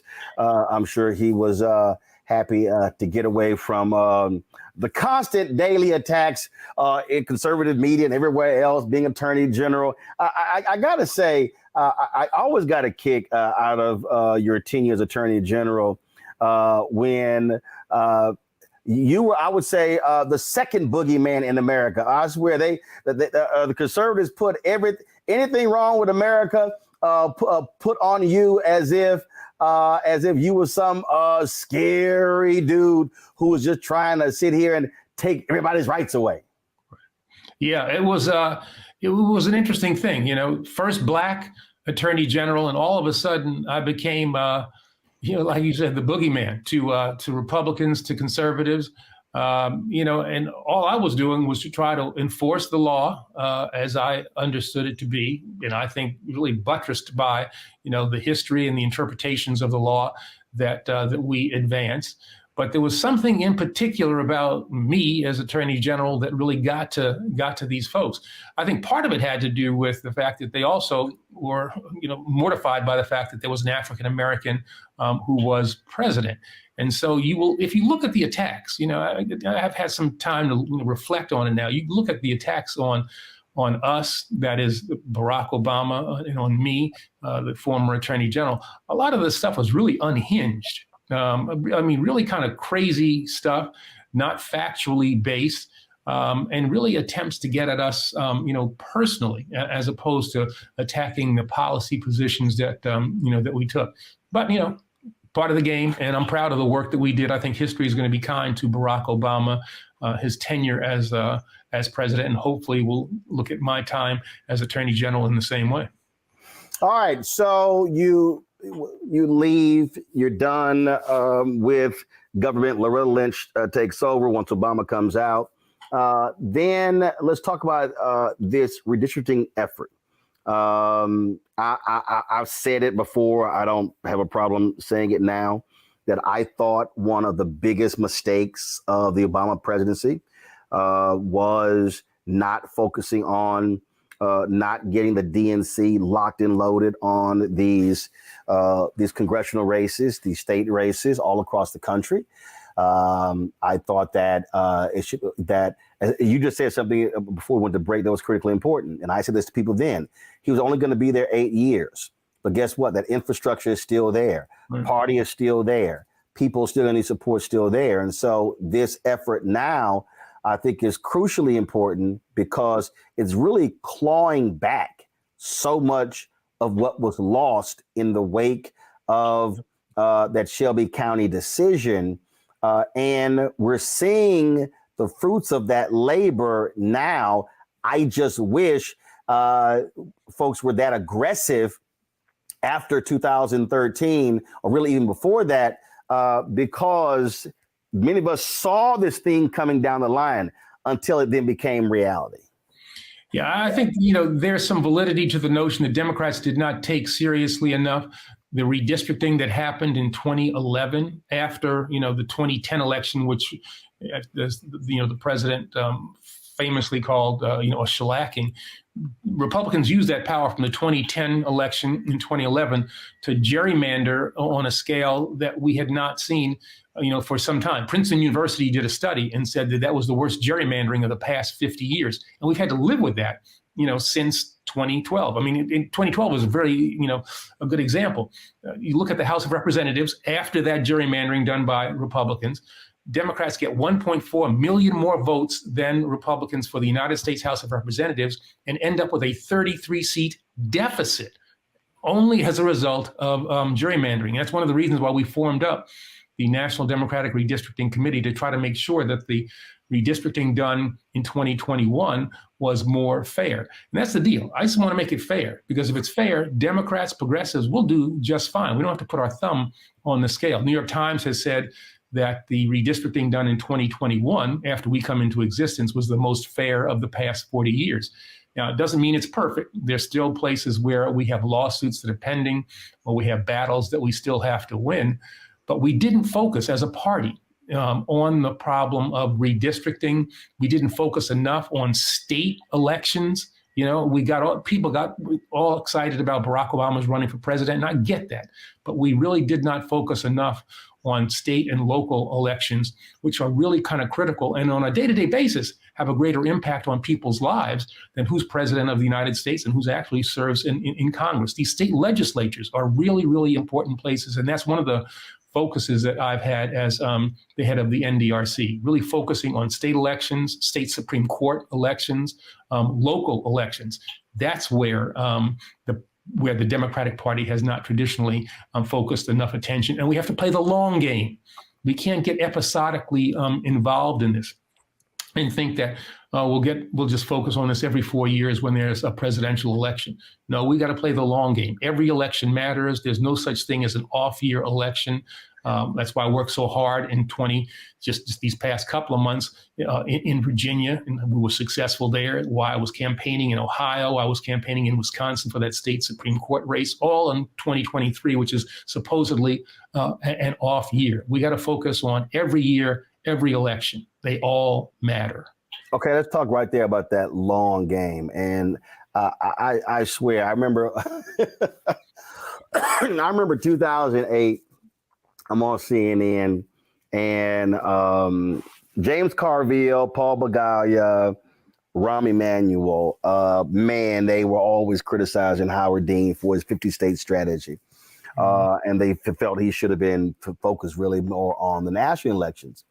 And I remember bringing that up, man. Carville got hot with me on the air, and I brought it up, and I was like, dude, y'all did. I'm like, stop it. I'm like, and that was always a thing for me, that it made no sense when again, if you were paying attention, Republicans were like, all right, if we don't have power on the federal level, we're going to run the table in these states. And so what then began to happen? They began to, using gerrymandering, and that's what led to supermajorities. And now it's damn near impossible to break these things up unless you're able to get control of the state Supreme Court. We saw what happened in North Carolina when Democrats finally got control there. They could have gone up when Beasley raised 6-1. Now Republicans control it 5-2. Republicans are losing their minds because they no longer control the Wisconsin State Supreme Court. Again, these are areas that are not sexy. It's not president. It's not United States Senate. But again, those state Supreme Courts, once the Supreme Court said, hey, we're hands off of political gerrymandering, then those state Supreme Courts became even more important. And I think that point right there, Democrats had better understand you must be thinking 20, 30, 40, 50 years and not just the next election in 2 years or 4 years. I was telling one guy, Ellie Mister was on a panel at CBCF, and he was like, we've lost the courts for 50 years. I said, no, Ellie, you haven't. He was like, how so? I said, well, Biden-Harris appointed 150 judges. I said, if they win in 2024, you could probably say another 200 judges. I said, if Democrats win again in 2028, I said, let's say it's another 200 judges. I said, dude, that's 500. I said, we're talking about 550 judges. I said, y'all got to stop thinking, again, so short. Think about how do you win long term to change the country? No, that's exactly right. I mean, this focus on, well, what's going to happen over the course of the next 2 years, 3, 4 years. I mean, that's fine. That's a good way to spur people to action. But the focus truly has to be over the long term. What's going to happen this decade? What's going to happen over the course of the next 20 years? We're going to have to claw back some of the power that was, I think, unjustifiably taken away from us with regard to that gerrymandering effort in 2011 that led to these unrepresentative state legislatures. And people need to understand, these state legislatures are the ones that draw the lines for the United States House of Representatives. And so if you have a gerrymandered state legislature, it can draw gerrymandered congressional districts for its state, and you end up with a gerrymandered House of Representatives. And so we got to play the long game. And that means making sure, as I said before, every election is going to matter, and be thinking that, don't have this defeatist notion, we can't do anything for the next 30, 40 years. Really? I mean, Dr. King, John Lewis, Diane Nash must have looked at a system of American apartheid at some point and said, are we really going to be able to bring this thing down that's been in existence for over 150 years, whatever, 200 years? And yet they did. They played the long game. It didn't happen over the course of a month or just a couple of years. It took a long time for it to happen. And we have to have that same attitude, that same commitment, that same commitment to long-term change, which means long-term action. We need, not a moment, we need a movement. And that's what I am committed to doing. Are you, when we talk about this here, on this particular front here, when y'all first started planning this redistricting strategy, how did you go about it? And what I mean by that is, did you throw a map up on a wall and then you say, look, what's low-hanging fruit? What's sort of going to require a lot of work? And then what's going to be really, really hard? And let's sort of go about this strategy that way. Because a lot of people, whenever we have these conversations, even when I studied the civil rights movement, people talk about the speeches, they talk about the results. I always want to know the strategy. I always want to know what thought process went into how this got done. What was the focus? Yeah. I mean, to go back to what you said before, we had a state by state strategy. Put the map of the United States up there, see where you saw the worst examples of gerrymandering, both political and racial gerrymandering, and then try to identify in each state who was really important. Governors always matter. State legislators matter. State Supreme Court justices matter. We found, for instance, that in Ohio, the auditor in Ohio matters. Secretaries of state matter. Again, not a lot of attention had been placed on them before. And so he said, all right, we got to make sure that we elect people to those positions in the states that we're going to focus on. We didn't have a strategy that said we're going to be focused on Idaho or Utah. If we can do some things there, we will. But there are places like Michigan, Ohio, Wisconsin, Pennsylvania, Virginia, the states in the South, where we can really have an impact. So we had an electoral strategy. We also said, all right, where is it that we can bring lawsuits? that will be effective. Identified those places and what will be the legal strategy that we would use. And then also we said, all right, where are the places where if we just get people focused on this issue, raise the consciousness of the people about the importance of redistricting, the negative impacts of gerrymandering, where, if we bring that to people's consciousness, where can we have an impact as well? So we had this multi-pronged strategy in a variety of states, but that focus, we started up in January of 2017. And the focus for those first few months, that first year, was all about strategy. What is it that we're going to do? Where are we going to do it? How are we going to do what it is that we say we want to do? How are we going to implement this? How are we going to raise the money for it?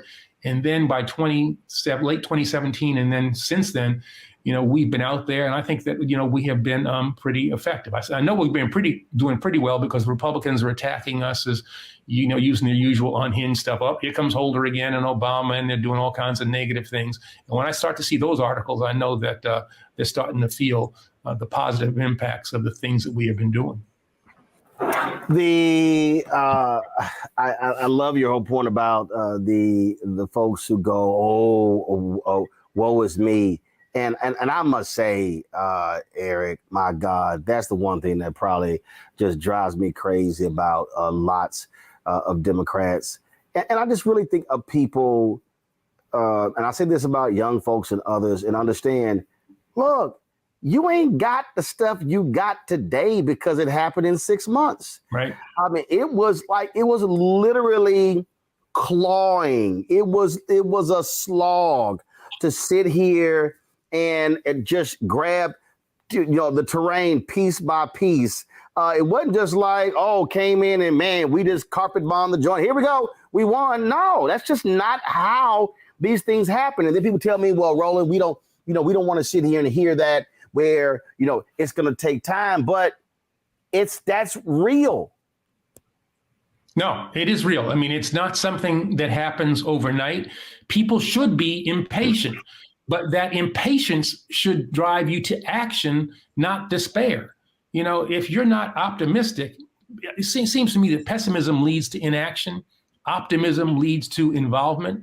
And so I look back and see that America's better now than it was 50 years ago, better than it was 50 years before that. It's not yet at the place where we need to be, but people gave up their lives. They gave up their lives so that I would have opportunities that they did not. My father served in World War II, and while he was in uniform in this country, was told to get to the back of a bus in North Carolina, told to go around the corner to get a hamburger while he was in Oklahoma. In World War II, while he was in uniform, and his boy became Attorney General of the United States. Now, that's progress. It didn't happen overnight, but that's the kind of progress that we have to fight for. We have to play the long game. We have to understand that it's going to take some time, but don't be satisfied and say, well, it's going to be sometime in the future. No, I fight for change now, understanding that it may take a little longer than a day, a year to get it done.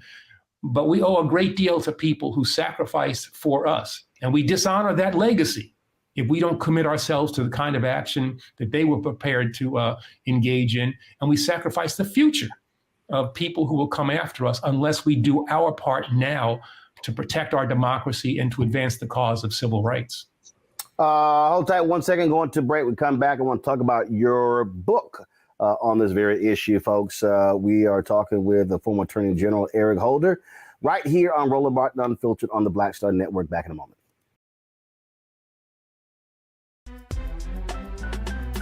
I'm Faraji Muhammad, live from LA. And this is The Culture. The Culture is a two-way conversation. You and me. We talk about the stories, politics, the good, the bad, and the downright ugly. So join our community every day at 3 p.m. Eastern and let your voice be heard. Hey, we're all in this together. So let's talk about it and see what kind of trouble we can get into. It's The Culture. Weekdays at 3, only on the Black Star Network. When you talk about blackness and what happens in black culture, we're about covering these things that matter to us, speaking to our issues and concerns. This is a genuine people-powered movement. There's a lot of stuff that we're not getting. You get it, and you spread the word. We wish to plead our own cause. Too long have others spoken for us. We cannot tell our own story if we can't pay for it. This is about covering us. Invest in black-owned media. Your dollars matter. We don't have to keep asking them to cover our stuff. So please support us in what we do, folks. We want to hit 2,000 people, $50 this month, raise $100,000. We're behind 100,000, so we want to hit that. Y'all money makes this possible. Checks and money orders go to P.O. Box 57196, Washington, D.C. 20037-0196. The Cash App is $RM Unfiltered. PayPal is R Martin Unfiltered. Venmo is RM Unfiltered. Zelle is Roland at RolandSMartin.com.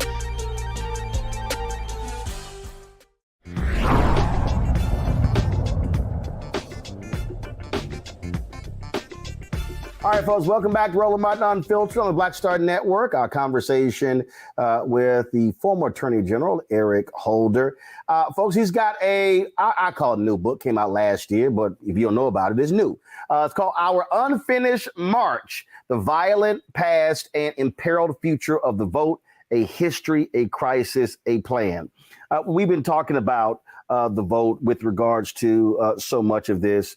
And before we went to the break, we were talking about, again, sort of how y'all targeted these state by state states looking at this. And I look at now, the Congressional Black Caucus is its largest ever. If these positions, if the court cases in Florida, Georgia, we saw what happened in Alabama, Louisiana, potentially you could have 4 to 6 new CBC members. And obviously we see what Republicans are doing in North Carolina, trying to gerrymander. We see what's happening in Wisconsin. We see what's happening in New York State as well. And I sort of try to explain this to people. Understand, when we talk about representation and 58, it could be 60 plus members of the Congressional Black Caucus. We're now talking about billions and billions of dollars coming into areas that before didn't exist. That's sort of how I try to explain to people why this matters. They're like, well, man, I don't know what another position means. I'm like, trust me, the difference between there likely being a black Democrat and a white Republican in that position has a direct impact on money from the federal government coming to those 700,000 residents that make up a congressional district. No, that's exactly right. I mean, you look at what Democrats did when they were in charge of the United States House of Representatives, and they put in place measures that reduced the level of childhood poverty in this country by 50%. 50%. And that happened almost like overnight.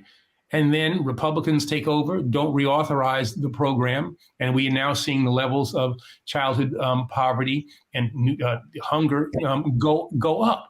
And so, these things really, really matter. People need to understand that in a lot of ways, this is about power, and for too long, I think Democrats and progressives have been unwilling to say that, we want power, and then to use that power, not the way Republicans do, but for the good of the people.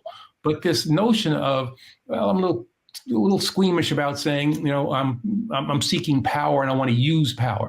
We got to get over that, because the reality is that if you have good people with power, they can do good things for the vast majority of the people in this country. And we certainly saw that when Democrats were in charge of the House of Representatives. We see it in state legislatures where Democrats have power and they expand Medicaid, and poor people get health coverage. Rural hospitals are supported as a result of the expansion of Medicaid. And this is something that's extremely popular. Has not happened in Wisconsin because of the gerrymandered Republican legislature there. It hasn't happened in other states, even though the people want it to happen because of gerrymandering.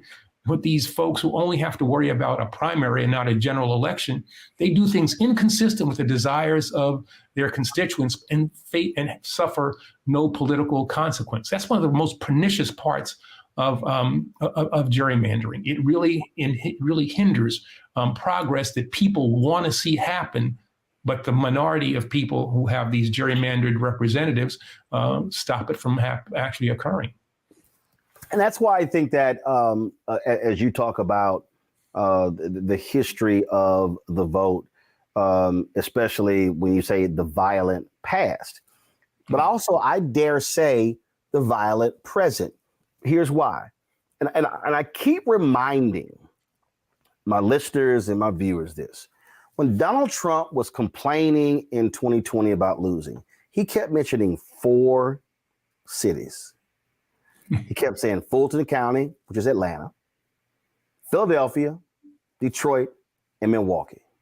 When they did a partial recount in Wisconsin, the Trump campaign, and that partial recount was only in Milwaukee. And I keep telling people, January 6th was about them being pissed off that Black people turned out in huge numbers. And I tell folks, don't make any mistake about it. That was about how dare, because remember, he was thanking Black people in 2016 for not voting. He was not saying that 4 years later. Yeah, I mean, January 6th has a whole bunch of things that drove people to do really unbelievable things at the Capitol that day, and then subsequent to January the 6th, these election deniers. A lot of it has to do with, people of color turning out in really significant numbers. It also has to do with young people turning out in really significant numbers. And, they have since that time tried to put in place measures that are going to make it more difficult for African Americans, Hispanics, young people to vote. And so we've got to be prepared for a fight that really is about what kind of America are we going to have? This is a changing America. This nation is becoming more brown. That's just a fact. I think we say 2050, they're going to be more people of color than white folks in this country. I think it's now come down to 2043. And that can be really a source of strength for this nation. It makes us more competitive around the world against more homogenous nations, or it can be a source of great division if it is used by politicians to try to stoke, fear and divisiveness among the American people. And so that's what these elections are all about. What kind of America do you want? That's what the 2024 election is really going to be about. This is all elections matter, but the 2024 elections are really about our democracy more than anything else. Are we going to have a true democracy in this nation? What kind of America are we going to have? And so you tell me you're not voting, or that you don't care, or that it doesn't matter, you're getting on the wrong side of me. Because again, that doesn't honor the legacy of those who sacrificed before, and it flies in the face of just logic about what kind of country we're going to be if Republicans and these MAGA Republicans take over. On that particular point there, as you were laying this out, we say our unfinished march. Again, I'm always trying, I talk about connecting the dots, because I think sometimes what happens is some people think about voting and go, well, that's just that one thing.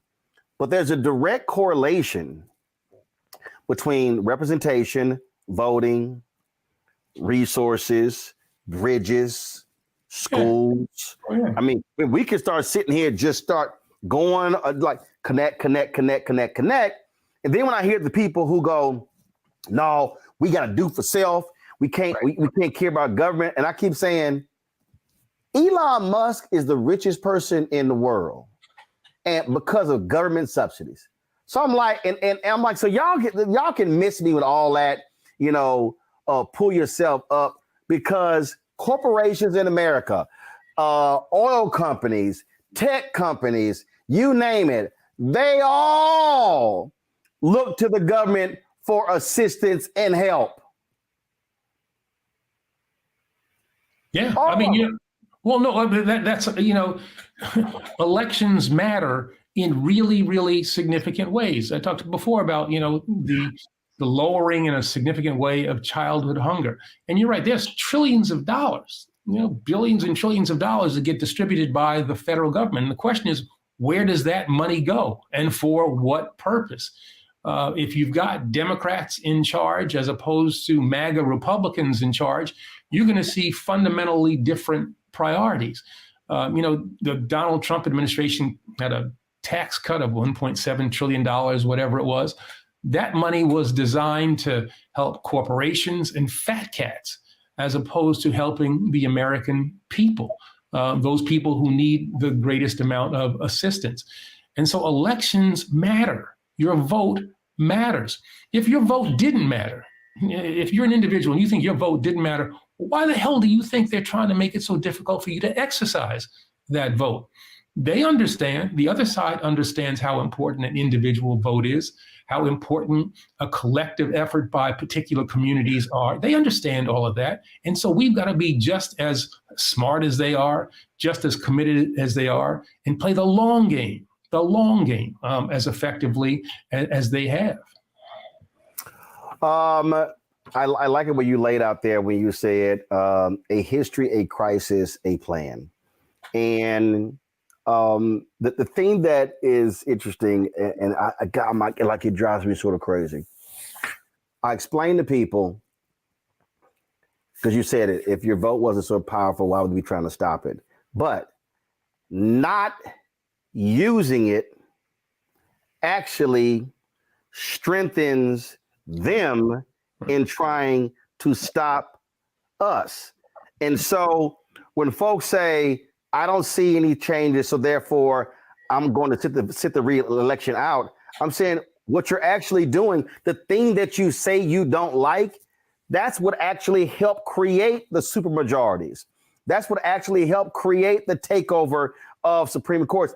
That's what helped in my native Texas taking over the school, the Board of Education, and now controlling curriculum, and now being able to throw out certain books. Ron DeSantis is not the governor of Florida if Andrew Gillum picks up 31,000 votes.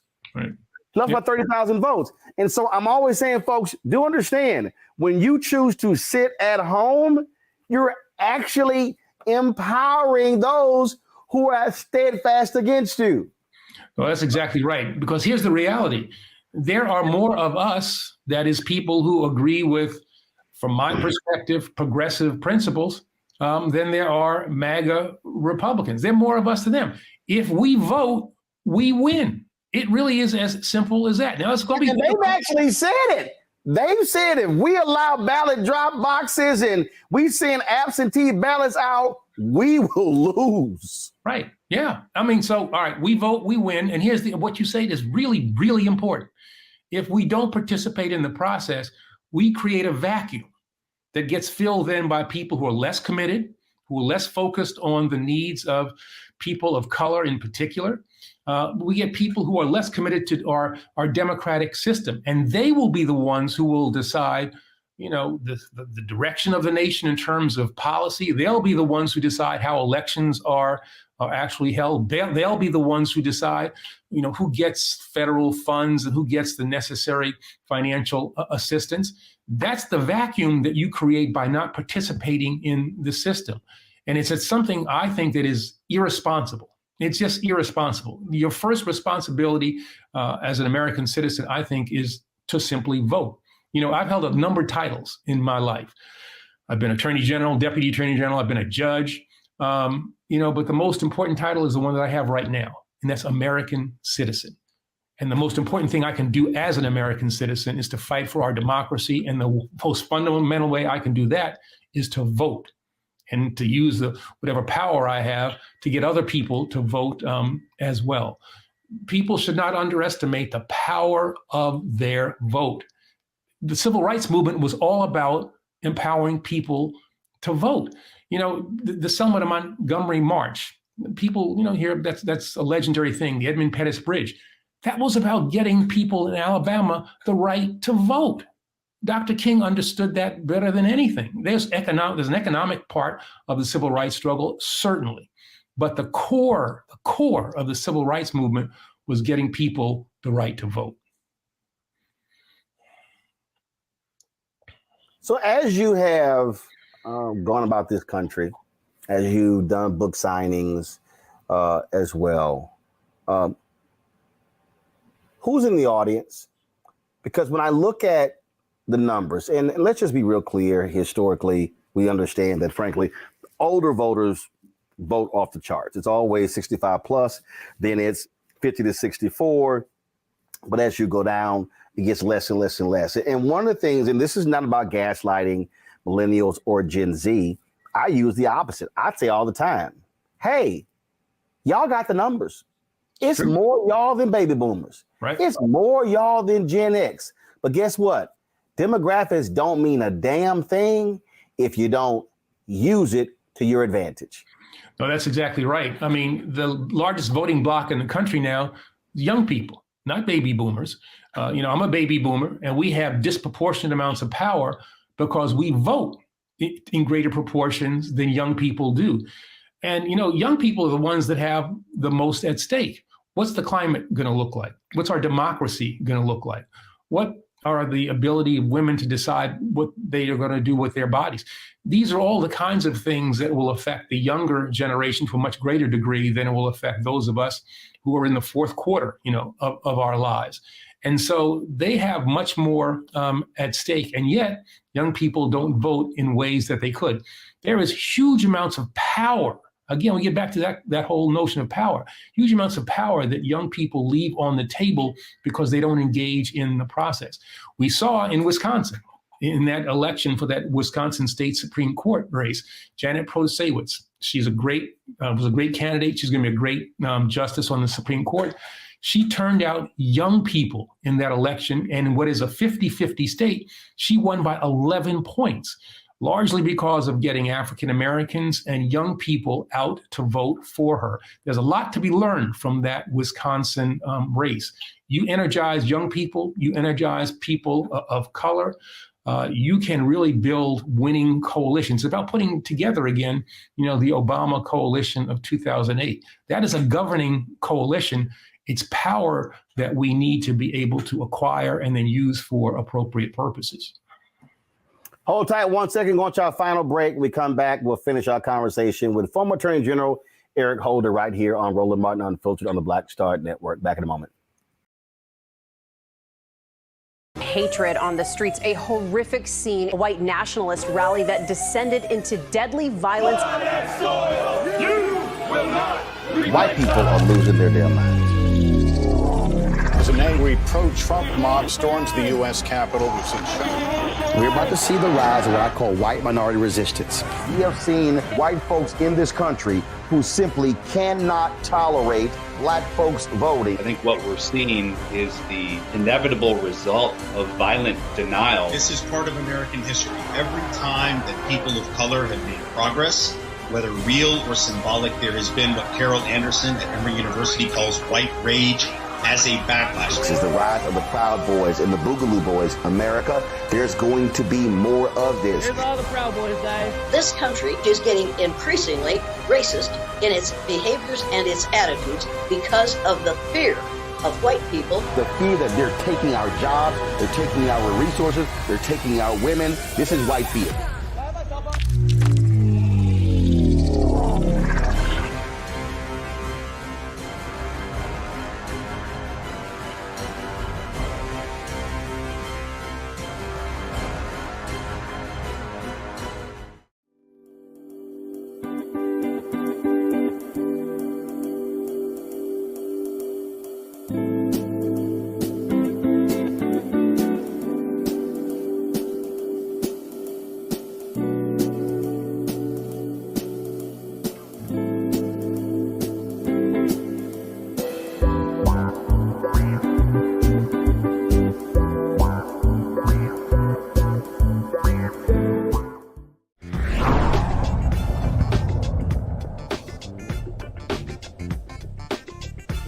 All right, folks, welcome back to Roland Martin Unfiltered on the Black Star Network. We're talking with former AG Eric Holder. He is involved in the redistricting effort. It's a long-ass title. What's that long title? The National Democratic Redistricting Committee, better known as the NDRC. All right, see all them acronyms. It's like NDRC, DSCC, DCCC, DGA, all them acronyms. All right, so let's just let's survey. Because it was so funny. I was sitting here and I was commenting under a post from Amanda Seals, and she said, "Hey, okay, Roland, you're right. What should we be doing?" Because she said, "Yeah, we get it. You were and are right now. Based on your knowledge, can you provide any actions, ideas on how to manage this reversion of rights?" And we were talking about because it was a video she posted about the Eighth Circuit. And so I said, well, yeah, first and foremost, you got to keep the Senate, you got to keep the White House. And so as you look at the map, as you look at the success that y'all had so far, where should we as African Americans, where should we be looking at, focusing on? What states, what positions? Yeah, I mean, the focus for us now, certainly, we had that big win in Alabama. We will, I think, have another one in Louisiana. Big decision that helped us at the state and federal level in Georgia. I think we're going to do fine in Florida in the courts. Wisconsin, we've had a victory there. I expect that you'll see a lawsuit there to try to break up that gerrymander. In Ohio, there's going to be a ballot measure at the end of next year, November of next year, to really do away with the legislature drawing the lines and put in place a system, an independent commission to draw the lines. We'll see what happens in the New York State case and whether the independent commission can redraw the lines there as well. But I mean, I think this problem of gerrymandering is one that we're going to have to focus in a whole variety of states, not just in the South. This is something that is not only Southern, it's Midwestern, it's far Western. And so those are the places, Virginia, Pennsylvania, Michigan. These are places that are going to be a continuing focus for us. We're in an era now of almost perpetual redistricting. We used to do it just once every 10 years and for a year. Yeah, but it was with my state. It was not Dick Armey, that other dude, Tom DeLay. Tom DeLay. They did it in the middle of a 10-year deal, and in fact they were helped by Black Democrat Ron Wilson, whose name is still mud in Texas, especially in Houston, because it created a congressional district that he thought he was going to win. And he got mollywopped. And that's why we got Judge Al Green. And since then, they don't care. Their whole deal is the moment we get power, we're taking over. Look at North Carolina. They took over the state Supreme Court. They chose to go back and reopen 3 cases that the court had just decided and flipped it in the first month. Right. Yeah. When they get power, they wield power. Right. I mean, North Carolina is a great example of that. They win state Supreme Court races there and go and reverse basically a Supreme Court precedent that was only months old, and that allows the Republicans to do some really serious gerrymandering that I fear we're going to have to deal with yet again. Even though we beat them before, we're going to have to go back into North Carolina and try to beat them yet again. And, that whole notion, as I was saying before, of perpetual redistricting is something that people need to take into consideration. And this is pretty amazing. If you look at the maps in 2014, the congressional maps, those maps have not been the same for any election cycle. That is every 2 years since 2014. 2016 was different than 14, 18, 20, 22. Every one of those maps has been different because of perpetual redistricting. And that's why, again, we've got to play the long game. Don't just show up every 10 years and think, all right, now it's time to redistrict. No, we got to prepare for Republicans trying to do things mid-cycle or even beyond mid-cycle every year. We got to protect the gains that we have made, and we got to put in place reforms so that the system is simply more fair. And that's all I'm fighting for. I just want it to be fair, because if it's fair, I tell everybody, if it's fair, Democrats and progressives, we will do just fine. We don't have to cheat. We don't have to put our thumb on the scale like Republicans have to do. Well, in perfect example, look at Wisconsin. Democrats win a special election by 11 points. That we call that's a blowout these days. Right. And the Republicans threatened to impeach the Democrat that won if she dared participate in a political gerrymandering case. Why? Because they know they're going to lose, because Democrats now control the Wisconsin State Supreme Court 4-3. Right. Yeah. I mean, it's an amazing thing. Janet Protasewicz runs a great case, makes, essentially, talks about her concerns about reproductive rights, her concerns about the state of democracy in Wisconsin. Doesn't say how she's going to vote in a particular case. And yet Republicans are so afraid that even before the case is before her, they said they're going to impeach her. I mean, think about that. She wins an election by 11 points, and what's their reaction? We'll impeach her. Oh, I mean, this is how far they have gone. And, they think there's an arrogance there. there's a belief that they should have the right to make all the calls. They have a right to power. That's their view, and they're afraid of having other people who might have power and do things differently. But that arrogance that they have, that their views are the ones that have to prevail, that they're the only ones who should have an ability to decide, is something that we've got to be prepared to fight, and fight as strongly as we possibly can. Again, when you're looking at that map, first of all, huge wins in Alabama, huge wins in Louisiana.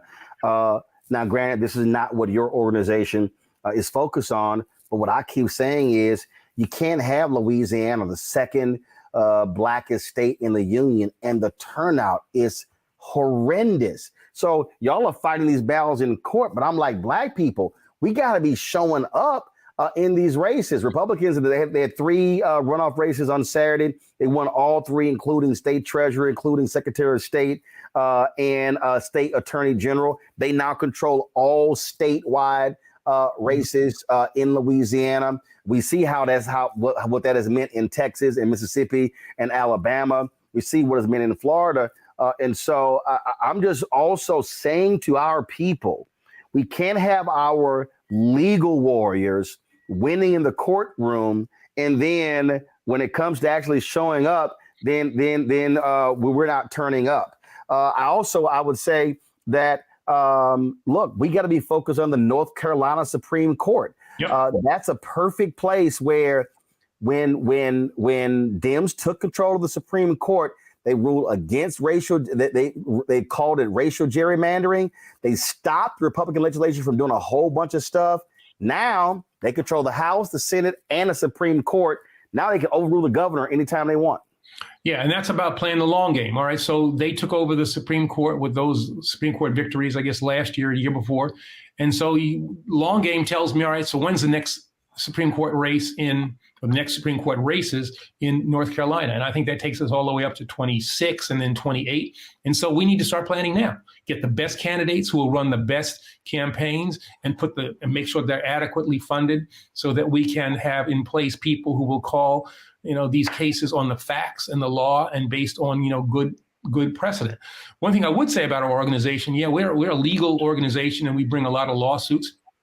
But we also focus on, preventing voter suppression, and we also focus on turnout, because what you said is exactly right. I can put in place, great structures through bringing, lawsuits.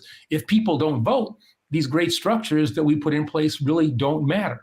And so what we have tried to do is make sure that we have a great electoral program, make sure that we are bringing, good lawsuits, but also making sure that we are energizing people to get out and to vote. And that's been a big part of the conversation that we've been having today, and something that I hope people will hear from this former Attorney General. You need to get yourself to the polls every time there is an election. Understand that if you don't vote, other people who are not sharing your worldview are going to have power that you are giving to them. All right. Well, Eric Holder, always glad to chat with you. Glad to see you. We always bump into each other in and around the city. You're a man about town. I'm always seeing you doing social stuff. I'm not out there nearly as much as you are, Yeah, right. You always somewhere with Sharon. So, and let her know she's been talking smack for about 7-8 years about her gumbo, and I ain't had it yet. So, don't mess with her now. She's a Mobile, Alabama woman now. That don't mean nothing. My grandparents from Opelousas, Louisiana. Anytime she ready to have gumbo wars, let's go. Let's do it, man. All right. Have a great holidays. All right, man. Have a good one, too. Thanks so much for having me. Thanks a lot. Folks, that's it for us. Fantastic show. I want y'all to have a fabulous Thanksgiving. But don't think that, look, although we're not going to be live on the show, we've got some great content lined up for you. Some great generational conversations. Janetta B. Cole, President Emerita. She, of course, is the president of Spelman and Bennett College. Well, she sits down with activist Tiffany Lofton. Trust me, it is an amazing conversation. SNCC leader Charles Cobb and Philip Agnew. I got rapper Chris and Chuck D. I got Bree Newsom, Reverend William Barber, Cliff Albright sitting down with former Atlanta Mayor and Ambassador Andrew Young. Folks, it is some unbelievable conversations, and Brittany Pagnett sits down with former Labor Secretary Alexis Herman. You will not be disappointed with these conversations, folks, so be sure to check those things out over the next couple of days while we take some time off with our staff and get ourselves revived and re-energized, hanging out with our families for Thanksgiving. So again, I hope you all enjoyed this show. Please support us in what we do by joining the Black Star Network, Bring the Funk Fan Club. Send your check and money orders to P.O. Box 57196, Washington, D.C., 20037-0196.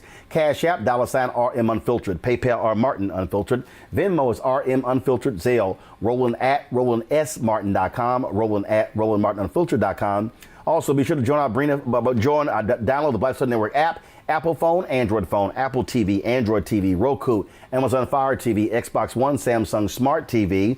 Be sure to get a copy of my book, White Fear, How the Browning of America is Making White Folks Lose Their Minds, available at bookstores nationwide. Download the audio version, yes, I'm reading it, on Audible. And be sure to watch our 24-hour, 7-day-a-week streaming channel. We're on 4 fast channels, including Amazon News. You can check it out, go through Amazon Fire to get to Amazon News. You can tell Alexa to play news from the Black Star Network. Plex TV, Amazon Freevee, Amazon Prime Video.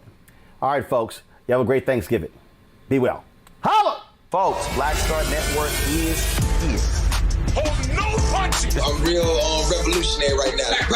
Support this man, Black Media. He makes sure that our stories are told. Thank you for being the voice of Black America, Roland. Hey, Black, I love y'all. All momentum we have now, we have to keep this going. The video looks phenomenal. See, there's a difference between Black Star Network and Black-owned media and something like CNN. You can't be Black-owned media and be scared. It's time to be smart. Bring your eyeballs home. You dig?